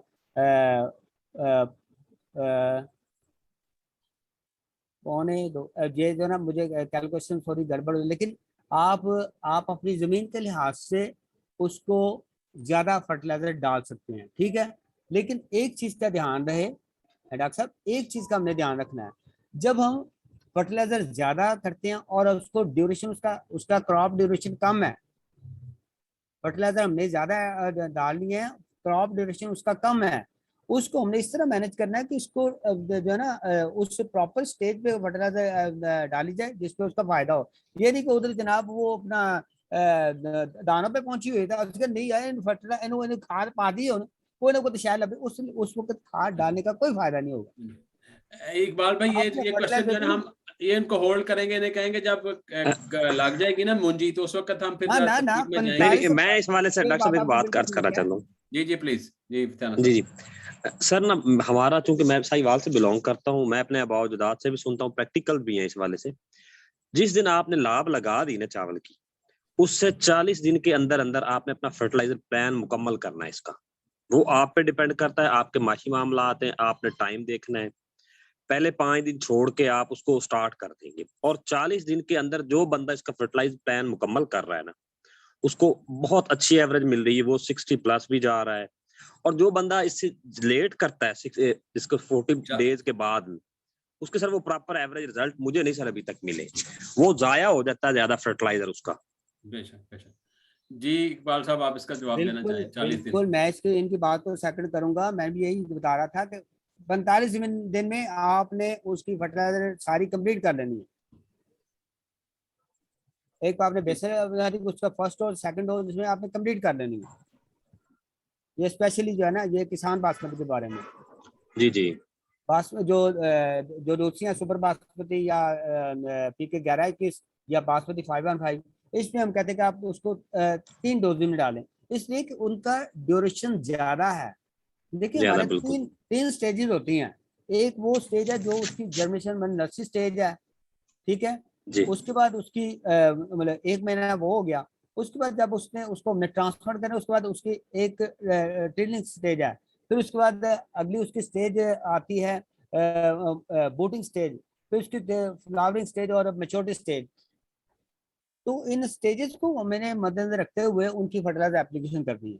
अगर हमारा जो जो डिफरेंस आता है ना, जो डिफरेंस आता है इसका जो हमारा जो क्रॉप ड्यूरेशन का डिफरेंस आता है ना, ये वेजिटेटिव पीरियड में आता है। अगर फर्स्ट करो एक एक फसल हमारी पक रही है ना, 100 दिन में पक रही है, उसका उसका वेजिटेटिव पीरियड कम है। और जो एक फसल हमारी 120 दिन में 15 दिन, उसका वेजिटेटिव पीरियड ज्यादा है। जो फ्लावरिंग से लेके मेच्योरिटी तक जो उसका राइपनिंग पीरियड है, वो मोर लेस 25 से 35 दिन या 30 से 35 दिन ही है, वो दोनों का बराबर है। और इसलिए जो ना इसका जो फर्टिलाइजर एप्लीकेशन है, वो जो शॉर्ट ड्यूरेशन है, जो जिनको जो जल्द जो कम वक्त में पकती हैं, उसकी फर्टिलाइजर एप्लीकेशन डिफरेंट है। और जो ज्यादा ड्यूरेशन जिसके लिए ज्यादा ड्यूरेशन चाहिए होता है, उसका फर्टिलाइजर एप्लीकेशन अलग है। ठीक, बहुत शुक्रिया, बहुत शुक्रिया जी। लो जी आप चलते हैं, क्वेश्चन आया डॉक्टर फाज साहब का। मास्टर डॉक्टर फाज साहब तो खुद भी एक्सपर्ट हैं। डॉक्टर साहब माशाल्लाह, ठीक है जी। जी जी, तो उन्होंने ये मुदस्सिर साहब से सवाल पूछा है सर कि आप बताएं कि जी लॉजिंग का क्या सोल्यूशन है। तो और ऑब्जर्व की अगर आखिरी स्टेज पे अक्सर देखते हैं गिरी होती है फसल, तो उसका क्या सोल्यूशन है? तो ये क्या फिर थोड़ा सा इसके बारे में बताइए। मुदस्सिर साहब आप म्यूट हैं। डॉक्टर साहब, ये डॉक्टर फाद रसूल साहब बड़े मोहतरम है हमारे। डॉक्टर साहब के क्वेश्चन का जवाब मैं अगर देना चाहूँ तो शायद जी आप भी दीजिए, लेकिन उन्होंने स्पेशल फरमाइश आई, उन्होंने सवाल मुदस्सिर साहब को पूछा, लेकिन आप दे दें, चलें आप दे दें। देखिए बात सुनिए, जो भी हम वैरायटीज डेवलप करते हैं उसको अप्रूव करवाते हैं। बाद में जरा गौर से सुनिएगा, हम ये तमाम फैक्टर्स मद्देनजर रखते हैं कि आया इसमें स्टिफनेस है कि नहीं, ये लॉजिंग तो नहीं करेगी। तो अगर कोई फसल लॉज करती है तो फैक्टर्स दोनों हैं, आया उसमें उसमें रेजिस्टेंट है नहीं, उसका तना इतना मजबूत नहीं है कि वो कर सके, विस्टैंड कर सके अपनी क्लाइमेट को। कोई ऐसी कोई चल गई है, कोई तूफान आ गया उसमें।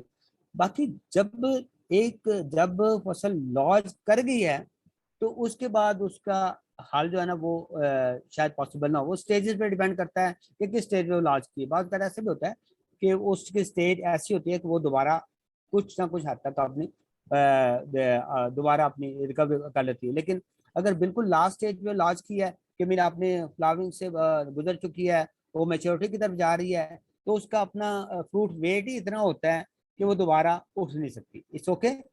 जहां तक डॉक्टर साहब का क्वेश्चन है, जफाद रसूल साहब का, देखिए अगर आप बासमती 515 की एग्जांपल लें, हम कहते हैं कि ये कद ज्यादा कर जाती है और लार्ज कर जाती है। डॉक्टर साहब, फार्मर्स की एक्सेप्टेंस इसकी बहुत देर बाद हुई है, हालांकि ये it was not too bad. हमने अगर सुपर बासमती के बाद 515 लेके आए, तो ये बहुत अच्छी, खाने में बहुत जायकेदार और पैदावार के लिहाज से भी अच्छी है। इसको थोड़ा सा मैनेजमेंट की जरूरत थी, जो कि हम शायद हम अपने किसान भाइयों को उसकी मैनेजमेंट कन्वे नहीं कर सके, जिस वजह से ये लॉजिंग का प्रॉब्लम है। स्पेशली मैं 515 के हवाले से बात कर रहा हूँ, क्योंकि हमारे पास जो फीडबैक है वो 515 का है कि बासमती 515 जो है ना वो लॉज कर जाती है। अच्छा, इसको मैं कहूँगा थोड़ा सा इसको ना है कि क्योंकि इसकी टिलिंग कम है, ये तीले कम बनाती है, ठीक है। जब हम इसको ट्रांसप्लांट करें तो इसको कोशिश करें कि जिससे हम कहते हैं ना करीब करीब लगाएं, उसका प्लांट टू प्लांट डिस्टेंस कम रखें, एक बात। दूसरी बात ये है कि अपनी जमीन के लिहाज से हमने इसकी फर्टिलाइजर जो है ना वो एडजस्ट करनी है, और वो जैसे पहले बात हुई फर्टिलाइजर तो टाइम भी उसको अप्लाई करना है। इसकी हमने फर्टिलाइजर थोड़ी कम रखनी है। अगर हमारे जमीन बहुत भारी है, हमारी फर्टाइल है, तो थोड़ी सी फर्टिलाइजर थोड़ी सी कम डाल, ठीक है। 2 बातें हो गई। तीसरी बात ये है कि इसको हम जो है ना एक तो होगी ना, इसको करीब करीब लगाएं, फर्टिलाइजर इसको मतलब मुनासिब डालें। तीसरी बात ये है कि इसको हम जब 1 महीना तो हमने इसके पानी खड़ा रखना ही रखना है। उसके लिए इसके दायरे पहले फर्टिलाइजर एप्लीकेशन है, उसकी वीडसाइड एप्लीकेशन है, जिंक एप्लीकेशन है। 1 माह के बाद इसको तर पे पकाएं। जब इसको पानी की जरूरत हो तो इसको पानी दें। तो इंशाल्लाह अगर 3-4 बातों का ध्यान रखेंगे तो ये आप इसका जो आप कहते हैं ना कि इसका कद ज्यादा बढ़ गया, कद भी नहीं बढ़ेगा और इंशाल्लाह इसकी पैदावार भी ज्यादा आएगी और बाकी चीजों से बचा जाएगा। बहुत शुक्रिया जी, बहुत शुक्रिया। आई थिंक आप डॉक्टर फाज साहब से पूछते हैं, वो इस सवाल का मतलब, चूंकि ये बहुत इम्पोर्टेंट बात है कि इसकी जो जी मुदस्सर साहब सर। मैं इस हवाले से इकबाल साहब की बात से इत्तेफाक करता हूँ। हमारे पिछले 2 साल के जो तजुर्बात हैं यहाँ काला काकू में, उसमें हमने ये नोट किया है, हमने राइस की जो फसल है वो बेड्स के ऊपर, रिजेस के ऊपर और खुश्क तरीके से तो हम लगा ही रहे हैं। तो हमने ये मतलब हमारे मुशाहिदात हैं इस हवाले से कि बेड के ऊपर, रिज के ऊपर और जो खुश्क तरीका काश्त है, इसमें जो फसल लगाई जाती है उसमें लॉजिंग का जो मसला है वो रिवायती तरीके से लगाई गई फसल के निस्बतन कम है, बल्कि बहुत कम है। तो वो इकबाल साहब जैसे बात कर रहे थे कि पानी जो है वो बाद में मुनासिब ही लगाना चाहिए, तो बेड्स पे हम जो लगाते हैं या रिजेस में या डीएसआर में तो वैसे ही एक मुनासिब उसका एक दौरानिया चलता रहता है। एक जब तक सॉइल की खास, मिट्टी की खास हालत नहीं आ जाती तब तक आपाशी जो है वो रिकमेंड भी नहीं की जाती कि लगाएं। और इसी तरह बेड में भी और रिजेस में भी जो है वो पानी जो है बेड या रिज के ऊपर नहीं चढ़ाया जाता, नीचे ही रखा जाता है, जिसकी वजह से ऊपर खुश्क रहता है बेड, लेकिन नीचे पौधे की जड़ों को पानी पहुंचता रहता है। तो उसमें उसकी वजह से भी जो है ना लॉजिंग का मसला काफ़ी कम हो जाता है। लेकिन ये अभी तजर्बाती मराहिल में है, एज सच अभी मतलब कि इसको रिकमेंड नहीं किया गया, ना ही इसके लिए कोई मशीनें अवेलेबल हैं जो बेड पे लगा सकें। तो हमने लेबर के ज़रिए ये लगवाए और देखा कि इसके लॉजिंग के हवाले से काफ़ी अच्छे रिजल्ट्स। हमारे यहाँ फार्म के अंदर हमारे जितने भी तजर्बात लगे हुए थे उनमें से ज़्यादातर जो है उनकी लॉजिंग हो गई। लेकिन जो डीएसआर वाले थे और जो रिज पे थे और जो बेड पे थे, उनमें से पैचेस में तो हो गई लॉजिंग, लेकिन मेजॉरिटी पोर्शन जो है वो फसल का ज़्यादातर हिस्सा जो है वो खड़ा रहा। आई थिंक ये बहुत आपने इम्पोर्टेंट बात की मुदस्सर साहब। ये जो है ना बेड्स पे या रिजेस पे लगाने वाले, क्योंकि आने वाला वक्त पानी और कम हो जाएगा। और दूसरा ये कि हम ये जो आप बात कर रहे थे ना, ये जो फर्टिलाइजर की बात भी की है, तो नाइट्रोजन की जो यूज एफिशिएंसी है या किस तरह से बढ़ती है, फाज साहब इसको बेहतर समझते हैं। हमारे एक कुलीग हैं आशाद, उन्हें ज्वाइन करना था, पीसीआर WR वाले डॉक्टर खुरम साहब थे, उन्हें आना था। तो खुरम साहब उन्होंने एक मशीन अभी टेस्ट कर रहे हैं जिससे आप जो है ना बेड्स पे लगा सकते हैं राइस को। और ये है कि हमारे काफ़ी सारे दोस्त इसके बारे में शिकायत भी करते हैं कि डीएसआर होगा तो वीड्स आ जाएंगी, तो वीड्स को कैसे करेंगे। तो अब ये एक हमें देखना तो पड़ेगा। और एक और चीज़ जिसकी हमें अभी इतनी हम फुर्सत से नहीं देख रहे, दुनिया हमारे जो अब चावल पैदा कर रहे हैं इसकी जो इससे मीथेन गैस निकल रही है उसके ऊपर देख रही है, इसमें से नाइट्रस ऑक्साइड गैस निकल रही है, ठीक है जी, यूरिया की वजह से। तो आप बहुत सारे ऐसे चैलेंजेस हैं जो आ रहे हैं। अलाइन जी, आप फाज साहब आप अपना माइक ऑन करें और हमें जरा अपनी सजेशन दें। डॉक्टर फाज साहब माशाल्लाह प्रोफेसर हैं एग्रोनॉमी के इधर फैसलाबाद यूनिवर्सिटी में। डॉक्टर साहब, डॉक्टर साहब बड़े वेल नॉन मुझे। डॉक्टर डॉक्टर साहब का साहब क्वेश्चन मैंने डॉक्टर खालिद साहब, डॉक्टर साहब का जी, क्वेश्चन मैंने पढ़ लिया है। जी, डॉक्टर साहब को गुजारिश है कि देखें, first basmati hybrid in the world करके इसके 111H काला शकाकू ने लास्ट ईयर अप्रूव करवाया इसको। लेकिन गवर्नमेंट पॉलिसीज जो है ना उसमें आड़े आ गई हैं कि अब जो सीड एक्ट में ये कहता है, तो सीड एक्ट भी बाकी भी गवर्नमेंट की पॉलिसी ये है कि हम जो भी वैरायटी ओपी या हाइब्रिड जो भी हम डेवलप करेंगे उसको हम ऑक्शन करेंगे। ठीक है जी, अंडरस्टैंड? जी, ऑक्शन करने के बाद जो भी बिडर होगा वो उसकी लायबिलिटी होगी कि उसको मल्टीप्लाई करे, उसके एंड पे होगा मल्टीप्लाई करे और उसको मार्केट करे। ठीक है। दूसरी बात डॉक्टर साहब ने पूछा है कि इसके 111H की प्रोडक्शन के हवाले से पूछा, उसकी यील्ड के हवाले से। डॉक्टर साहब गुजारिश है कि नेशनल ट्रायल में जो मैक्सिमम यील्ड आई है ना वो 105 मंथ्स, 105 या 110 मंथ्स पर एकड़ आई है। तो इसको जैसे कि आप कहते हैं कि जो हमें किसी भी जगह से जो मैक्सिमम जो यील्ड हमें obtained होती है ना, जो हमें मिलती है, जो फीडबैक मिलती है, उसको हम उसी को हम उसका पोटेंशियल तस्वर करते हैं। तो इसकी पैदावार जो है ना बासमती के लिहाज से देखा जाए तो बासमती जो अवेलेबल वैरायटी है उससे ज़्यादा ही होगी, तब ये सक्सेसफुल होगा। अगर से वर्ज करो जब ये मार्केट में आता है, इसका फिलहाल तो इसका सीड हम दे नहीं सकते, अवेलेबल नहीं है। इसको हम यही कहेंगे अवेलेबल नहीं है, क्योंकि हमें अथॉरिटी, हमें गवर्नमेंट की तरफ से हमें इसकी परमिशन नहीं मिली कि इसको हम मार्केट कर सके या किसी को भी सेल कर सके। अगर मार्केट में जब ये आएगा तो ये इंशाल्लाह इसकी जो यील्ड है ना वो हमारी बासमती वैरायटी से ओपी से ज्यादा होगी। अगर ज्यादा होगी तो तब ये सक्सेसफुल होगा, अगर ज्यादा नहीं होगा तो ये सक्सेसफुल नहीं होगा। जी, बहुत अंडरस्टैंड? शुक्रिया, बहुत शुक्रिया जी। अच्छा ये बताइए 90 दिन की फसल होगी, कितने दिन का है ये इसका दौरानिया? ना ये इसके डिविजन वही है जो कि हमारी ये शार्ट डिविजन नहीं है। वे अच्छा बासमती ठीक, हाइब्रिड है, ये शार्ट डिविजन नहीं है। ये अब मैं एग्जैक्ट तो मुझे नहीं है। मैं डॉक्टर साहब में कोशिश करता हूँ कि जिस बारे में मुझे थोड़ी सी चले वो नहीं हम ना जो है करनी, नेक्स्ट, क्योंकि मैंने दोबारा हमारा 110 सेशन फिर दोबारा दे दी। आएगा, फिर करेंगे। और डॉक्टर फाज साहब आप जरा अपना माइक ऑन करें ना सर, आप हम आपसे कुछ सुनना चाहते हैं। जी सर, ਤੁਸੀਂ ਸਟੂਡੈਂਟ ਨੂੰ ਤੇ ਪੜਾਉਂਦੇ ਆ, ਸਾਨੂੰ ਵੀ ਪੜਾਓ, ਜ਼ਿਮੀਂਦਾਰਾਂ ਨੂੰ ਵੀ ਪੜਾਓ। इट्स जी ओके। डॉक्टर फाज साहब जी।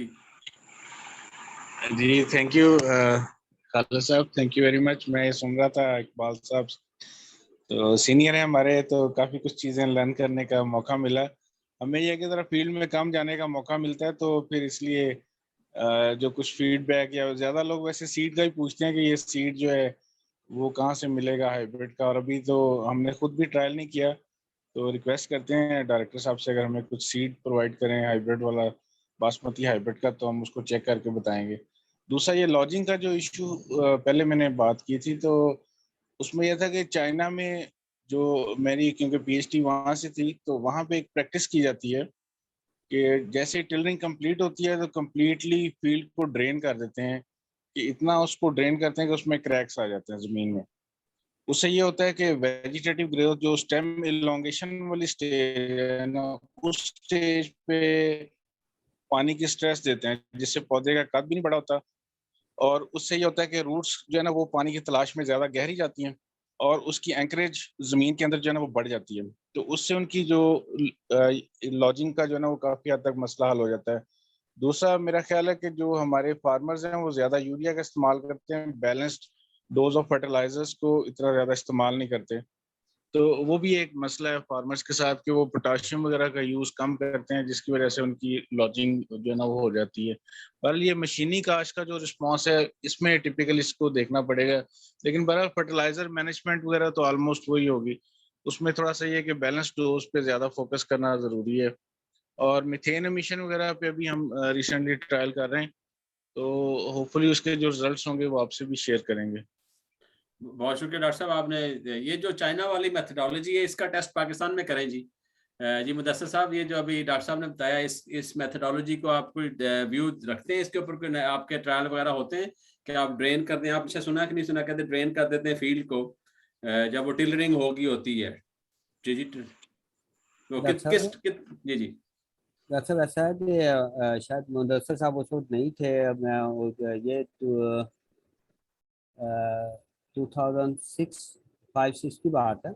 तो हमने बकायदा जो ना ये ट्रायल कंडक्ट किए थे जिसमें 20 डेज इंटरवल, मतलब एक एक हफ्ते का गैप, 2 हफ्ते का गैप, 3 हफ्ते का गैप, 21 दिन तक जो है ना, 21 दिन तक हमारे ऐसे उसमें ऐसे हमारे लाइंस उसमें आई थी। इसमें लाइंस उसमें से हमने सेलेक्ट की थी, या ये कह लें कि हमने मटेरियल जो स्क्रीन किया उसमें हमें ऐसी लाइंस मिल गई जो कि 3 हफ्ते तक भी पानी की कमी को बर्दाश्त कर रहे हैं। हमने 3 हफ्ते तक उसको पानी नहीं दिया, ड्रेन उसको बिल्कुल ड्राई अप कर दिया। स्टेजेस मुख्तलिफ थी। हाँ, तो उसकी आउटकम के बुनियाद पे हमने जो हमने अपनी रिसर्च शुरू की drought drought resistant varieties develop करने की। तो उसमें ये अल्टरनेट वैरायटी में डाइंग भी उसमें आ जाता है, और उसमें जो है ना वैरायटी रिस्पॉन्स हमने देखा। तो डॉक्टर साहब की बात है ना, वाकई ये बात देखने की है कि अगर हम जैसे उसको अगर हम स्ट्रेस देते हैं आफ्टर ट्रेनिंग, जैसे कंप्लीट हो जाती है, ये अच्छी बात है। डॉक्टर साहब ने बताया, मेरे नॉलेज में इजाफा हुआ कि इस साल हम इंशाल्लाह ट्राई करेंगे कि आया इसका, जैसे वो कह रहे हैं कि इसमें लॉजिंग में इसको फेवर करती है ये चीज़, तो हम इंशाल्लाह ट्राई करेंगे कि इसका क्या रिस्पॉन्स आता है। ये थैंक यू। इसमें चूंकि नॉर्मली पौधे का ये फिनोमेना है कि जिस जब पानी कम होगा वो नीचे उसकी रूट सिस्टम जो है ना वो जो बिल्कुल एक्टिव होती हैं, ठीक है, तो उससे उसने आपने ट्रिगर करना है। अच्छा जी, वकार साहब ने क्वेश्चन पूछा है। वकार साहब आपका हाथ है खड़ा हुआ है, तो आप सवाल पूछें। हम इससे पहले कि मैंने एक तरफ और तभी थोड़ी देर जाना है उस डिस्कशन को लेके कि वो लॉजिंग, वैसे मुझे बता दें कि लॉजिंग से नुकसान कितना का होता है, जिम्मेदार को अंदाजा होता है कि लॉजिंग से जो है 50 मतलब कितने 20%, 10%, तो जरा ये बता दें उससे पहले फिर जाते हैं वकार साहब की तरफ। जी इकबाल भाई। लॉजिक से देखिए, मैंने जैसे पहले कहा ना कि देखिए अगर अगर क्रॉप की कंडीशन ऐसी है कि वो बिल्कुल वो जो है ना बिल्कुल जिसे कहते हैं फ्लैट हो गई है, फ्लैट हो गई और दोबारा उठ नहीं सकती, तो वो तो 100% लॉजिंग भी है, 100% लॉस भी है। लेकिन अच्छा, उसकी अगर 100% लॉस भी है। स्टेज ऐसी है कि उसके दाने बन गए हैं और पकने की तरफ हैं, ठीक है, तो उसमें नुकसान का एहतमाल कम है। मतलब ये 100% से लेके 10, 20, 50 ये तमाम जो है ना इसके मुख्तलिफ जो है ना वेट्स आ सकते हैं। मतलब ज़्यादा फुल भी टोटली फेलियर भी हो सकती है, और जो है ना 50-60% भी लॉस हो सकता है। ठीक है, ठीक। ये तो उस इसमें कंडीशन में डिपेंड करता है। लास्ट ईयर ऐसा हुआ कि मेरे एक मोहतरम है, उन्होंने मुझसे सजेशन ली कि मैं ये काम कर लूँ। तो मैंने कहा जी, मैंने उनको कहा कि देखिए मेरे अपने जिम्मेदार भाइयों से, काश्तकार में अपने दोस्तों से, आबाद से यही गुजारिश होती है कि जो नया काम करना है ना उसको ज्यादा रकबे पर नहीं करना। हाँ, छोटे इलाके पे, छोटे रकबे पे, डॉक्टर साहब आधे कनाल में। जी जी जी जी, उन्होंने ठीक। उन्होंने मेरी बात मान ली। जहाँ वो 5 एकड़ लगाना चाह रहे थे, वो 2 एकड़ पे उन्होंने कन्फाइंड किया। और जब लास्ट ईयर जब ये स्पेल आया है, जब ये जो तूफान आया था, उसने बहुत से लॉजिंग हो गई। एट दैट टाइम उनकी जो फसल थी ना वो उस स्टेज से गुजर चुकी थी, यानी कि वो मेच्योरिटी की तरफ थी। तो मुझे फोन आया जी, उन्होंने बल्कि उन्होंने पिक भी मुझे शेयर की व्हाट्सएप पे। उन्होंने कहा जी डॉक्टर साहब ए ते सारी लेट गई जे, हुन अल्लाह ही है कि सानू ये कुछ शायद लभे। जी जी यकीन जानिए कि जब आहिस्ता सा मैंने कहा डॉक्टर साहब, मैं कहा अपना आप फिक्र ना करें, इंशाल्लाह इंशाल्लाह उम्मीद है कि ये आपका इतना लॉस नहीं होगा जितना आप एक्सपेक्ट कर रहे हैं। तो अल्लाह का शुक्र है, वो क्योंकि स्टेज ऐसी थी तो उनको उतना लॉस नहीं हुआ। तो लेकिन बाद में कहते थे कि एक बात साहब आपका मशवरा ठीक था। अगर मैंने जैसे एकदम तो वो हो गए थे ना, एकदम तो वो घबरा गए कि भाई 1-2 एकड़ उन्होंने बड़े मेहनत से लगाया, तो 2 एकड़ 2 सारे लेट गए थे। लेकिन उनको उनका एट द एंड रिजल्ट ये था कि उनका लॉस नहीं हुआ, उनका लॉस नहीं हुआ। ये भी एक एग्जांपल है। और दूसरी जो ना, मैं ये फिर मैं अपने किसान भाइयों से ये कहूँगा, कोई नई वैरायटी, कोई नई टेक्नोलॉजी उसको अडॉप्ट करिए, कीजिए बिल्कुल छोटे से थोड़े पैमाने पे। जब उसकी आपको 1 सीजन में 2 सीजन सक्सेस स्टोरी जो आपको बनती है, उससे कुछ आपको नजर आता है, तो फिर उसको मल्टीप्लाई करें। बहुत दफा हमारे फीडबैक ऐसे होती है जो मैं 20 एकड़ ला ले सन, तो मार्केट कोई पूछता नहीं, मैं लैके गया तो रेट ही कौन दिता, वो तो नवी केड़ी किस्म दे ओला के बंदे तुम्हें किसने कहा था कि स्टार्ट पे इतनी नहीं करता हूँ। आहिस्ता वैरायटी, जब नई वैरायटी रिलीज होती हैं आहिस्ता आहिस्ता अपनी वर्थ बनाती हैं। देखिए जब डेट बैग्स जब 385 आई थी उन्होंने कहा जी एक ही ले आंदा जे एक ही है, लेकिन जो first time in the history, doctor साहब first ever in the history चावल के काश्तकारों को पता चला कि चावल लगाते हैं तो उससे कुछ आमदनी भी होती है। ये अपनी जो है ना साइकिलों से, मोटरसाइकिलों से गाड़ियों पे आ गए थे। नो सर जी, एक चूंकि टाइम हमारी बैठक का खत्म होने वाला है, 1 घंटे से हम ऊपर चले गए, तो ये एक क्वेश्चन पूछा है जिम्मेदार ने, क्योंकि अल खालिद वैरायटी है, क्या ये कहते हैं प्रूव है कि नहीं है, ये क्या चीज है अल खालिद? देखिए बात सुनिए मोहतरम वकार यूनुस साहब, ऐसा है कि अल खालिद बासमती हमारे कोलीग हैं डॉक्टर अपना खालिद भट्टी साहब हैं, ये प्रिंसिपल साइंटिस्ट हैं सॉइल सैलिनिटी रिसर्च इंस्टीट्यूट पिंडी बटिया में। ठीक है जी, ये इन्होंने ये वैरायटी डेवलप की और अप्रूव करवाई है लास्ट ईयर। ठीक है, तो ये अपना अप्रूव्ड वैरायटी है, चलें ठीक है। Approved variety. और इसकी यील्ड का कुछ पता है अंदाजा, कितना इसका यील्ड पोटेंशियल है, कितना? जी का देखिए, जी का पोटेंशियल तो वो काफी क्लेम यकीन करते इलाकों हैं। के लिए सबसे ज्यादा मौजूद है। वही बात है कि ये ना देखिए जब वैरायटी अप्रूव हुई है तो ये उस पेज पे हुई है कि इसके नेशनल ट्रायल्स में इसने आउटजील्ड किया है, उसने 70, 75, 80 मन दी है। उसके बगैर वैरायटी अप्रूव नहीं होती। जो एग्जिस्टिंग वैरायटी है ना उसमें कोई ना कोई एज होना चाहिए, उसको इसमें स्पेशलिटी होती है। अगर फर्स्ट के जीड एट पार है एग्जिस्टिंग वैरायटी में, उसमें कोई एज होना चाहिए कि इसमें कोई किसी डिजीज के खिलाफ रेजिस्टेंस हो, कहीं इंसेक्ट के खिलाफ रेजिस्टेंस हो, या ड्राउट के खिलाफ कोई, उसमें कोई ऐसा उसकी क्वालिटी होनी चाहिए जिस बुनियाद पे हम करके कहते हैं कि ये हम रिक्वेस्ट करते हैं कि हमारी ये वैरायटी आप अप्रूव कर दें। तो उसी बुनियाद पर डिसीजन होता है, डिसाइड उसी पर। ये अल खालिद बासमती की स्पेशलिटी ये है कि ये इसका चावल बहुत लंबा है डॉक्टर साहब, इसका चावल बहुत लंबा है। इसके चावल अब का तक जो जो है हमारे लंबा साइज लंबा है, ठीक है। हाँ अच्छा अब तक जितनी हमारी अप्रूव्ड वैरायटी है उनमें से इसका जो ग्रेन लेंथ वो सबसे ज्यादा है। अच्छा, तो इसका सीड अवेलेबल है अभी मार्केट में आ गया? ये खालिद भट्टी साहब हैं, अगर चाहते हैं तो मैं उनका नंबर देख के शेयर कर देता हूँ आपसे। यानी भिजवाइएगा, नेक्स्ट टाइम उनके साथ भी प्रोग्राम करेंगे तो विच इज रियली गुड उनको भी ले थिंग। लीजिएगा उसमें ना, जी कॉल में उनको लेंगे जी। खालिद आज भट्टी तो साहब आज के हैं। प्रोग्राम को हम तो के अभी ज्यादा देर होगी, लोगों ने ईशा की नमाज पढ़नी होगी, हम इतनी देर नहीं इसको लिंगर ऑन करेंगे। वकार साहब, आप एक दफा आपने कुछ सवाल पूछना, आपने हाथ खड़ा किया, आप पूछ लें, फिर हम इसको जनाबी फिनिश करते हैं। बहुत शुक्रिया जी सर, अस्सलाम वालेकुम। जी।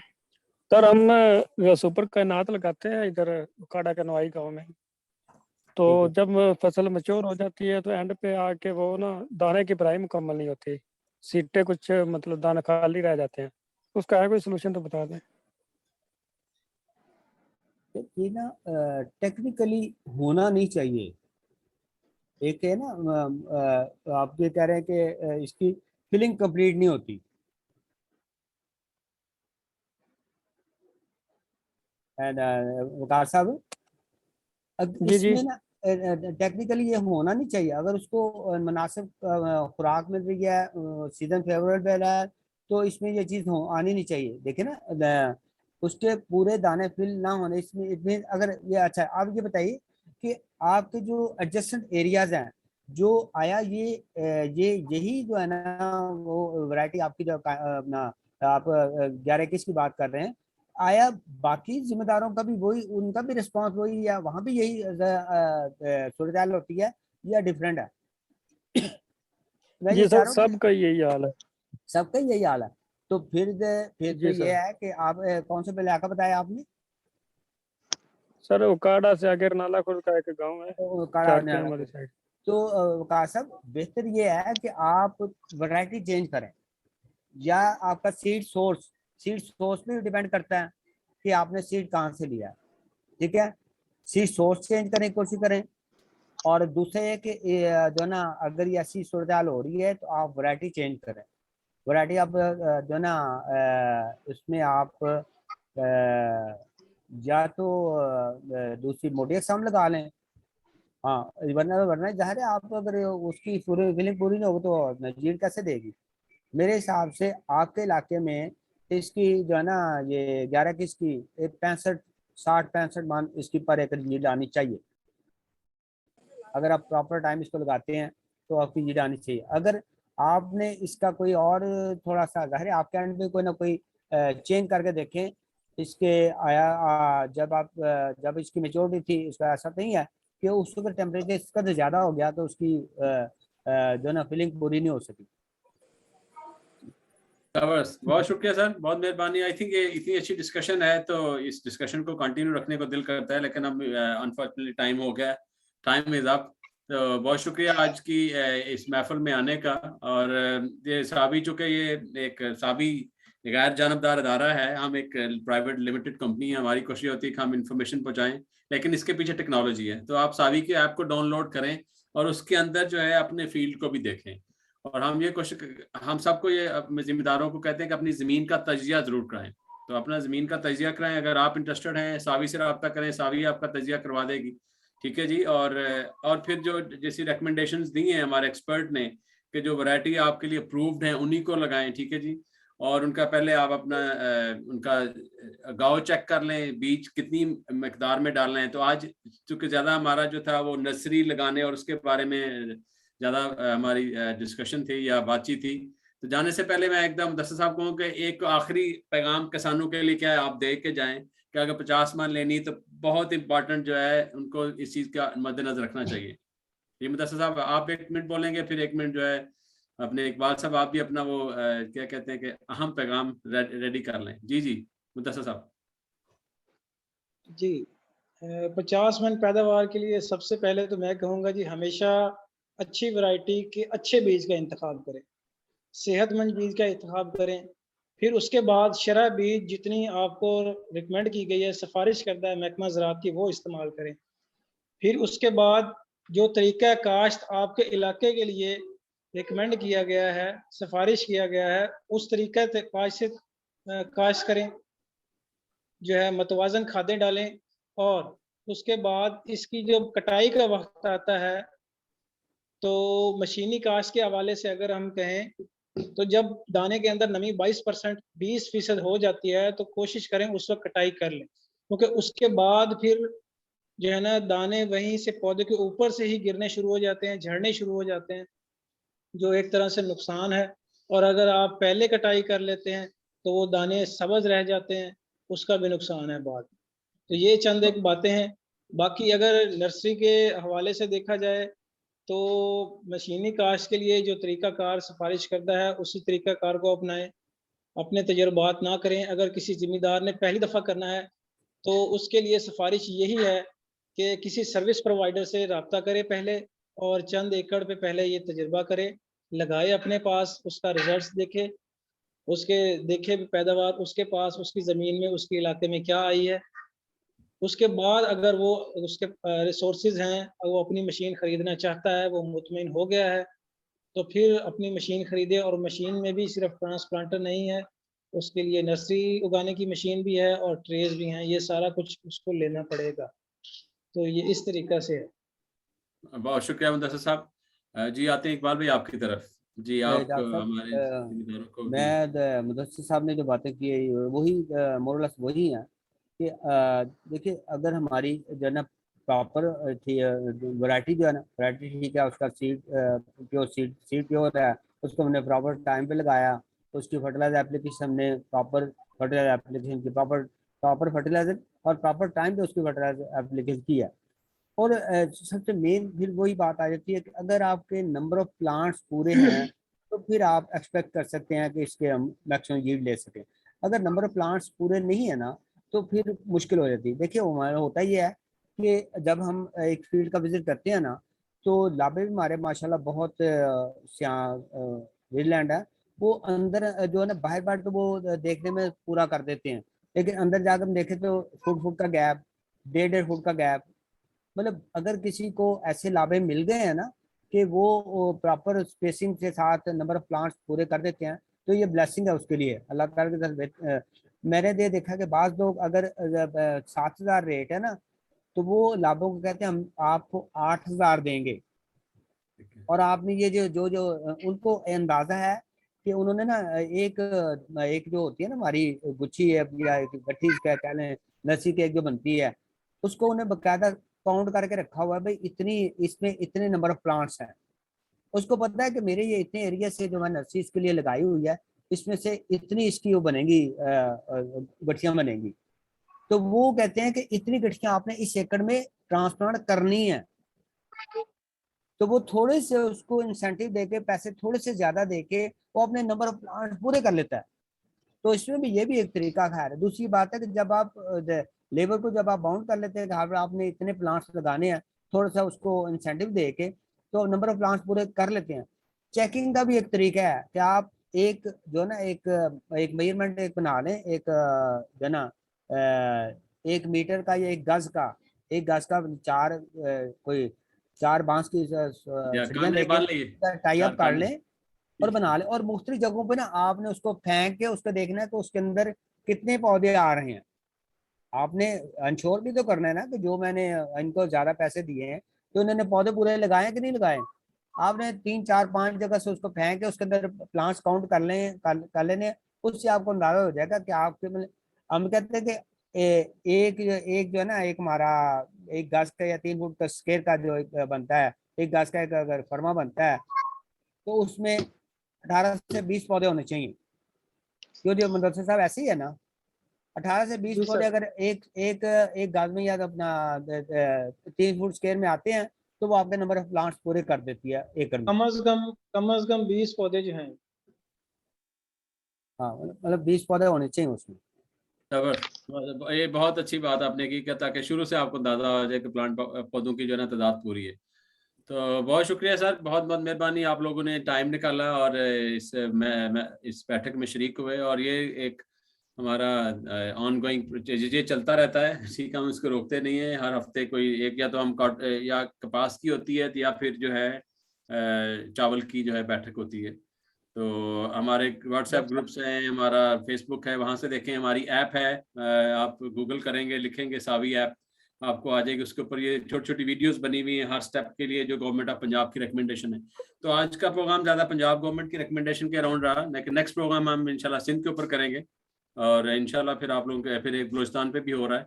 तो बहुत शुक्रिया आपका सर, इकबाल साहब आपका ज्वाइन करने का, मुदस्सिर साहब आपका भी जज़ाकल्लाह खैर। अस्सलाम वालेकुम। आपका भी बहुत शुक्रिया कि आपने हमें मौका दिया कि हम इस फोरम हम फोरम पे यहाँ पे आपके पार्टिसिपेट करके, तो जो सारा हमने वेलफेयर फॉर दी फार्मर्स, हमारी फार्मिंग कम्युनिटी है। थैंक यू, तो बहुत शुक्रिया। I am ready every time I am ready. इंशाल्लाह जी, इंशाल्लाह हम आपको इंशाल्लाह फिर नेक्स्ट प्रोग्राम में भी लेके आएंगे। बहुत जज़ाकल्लाह। शुक्रिया। अस्सलाम वालेकुम। अल्लाह हाफिज़।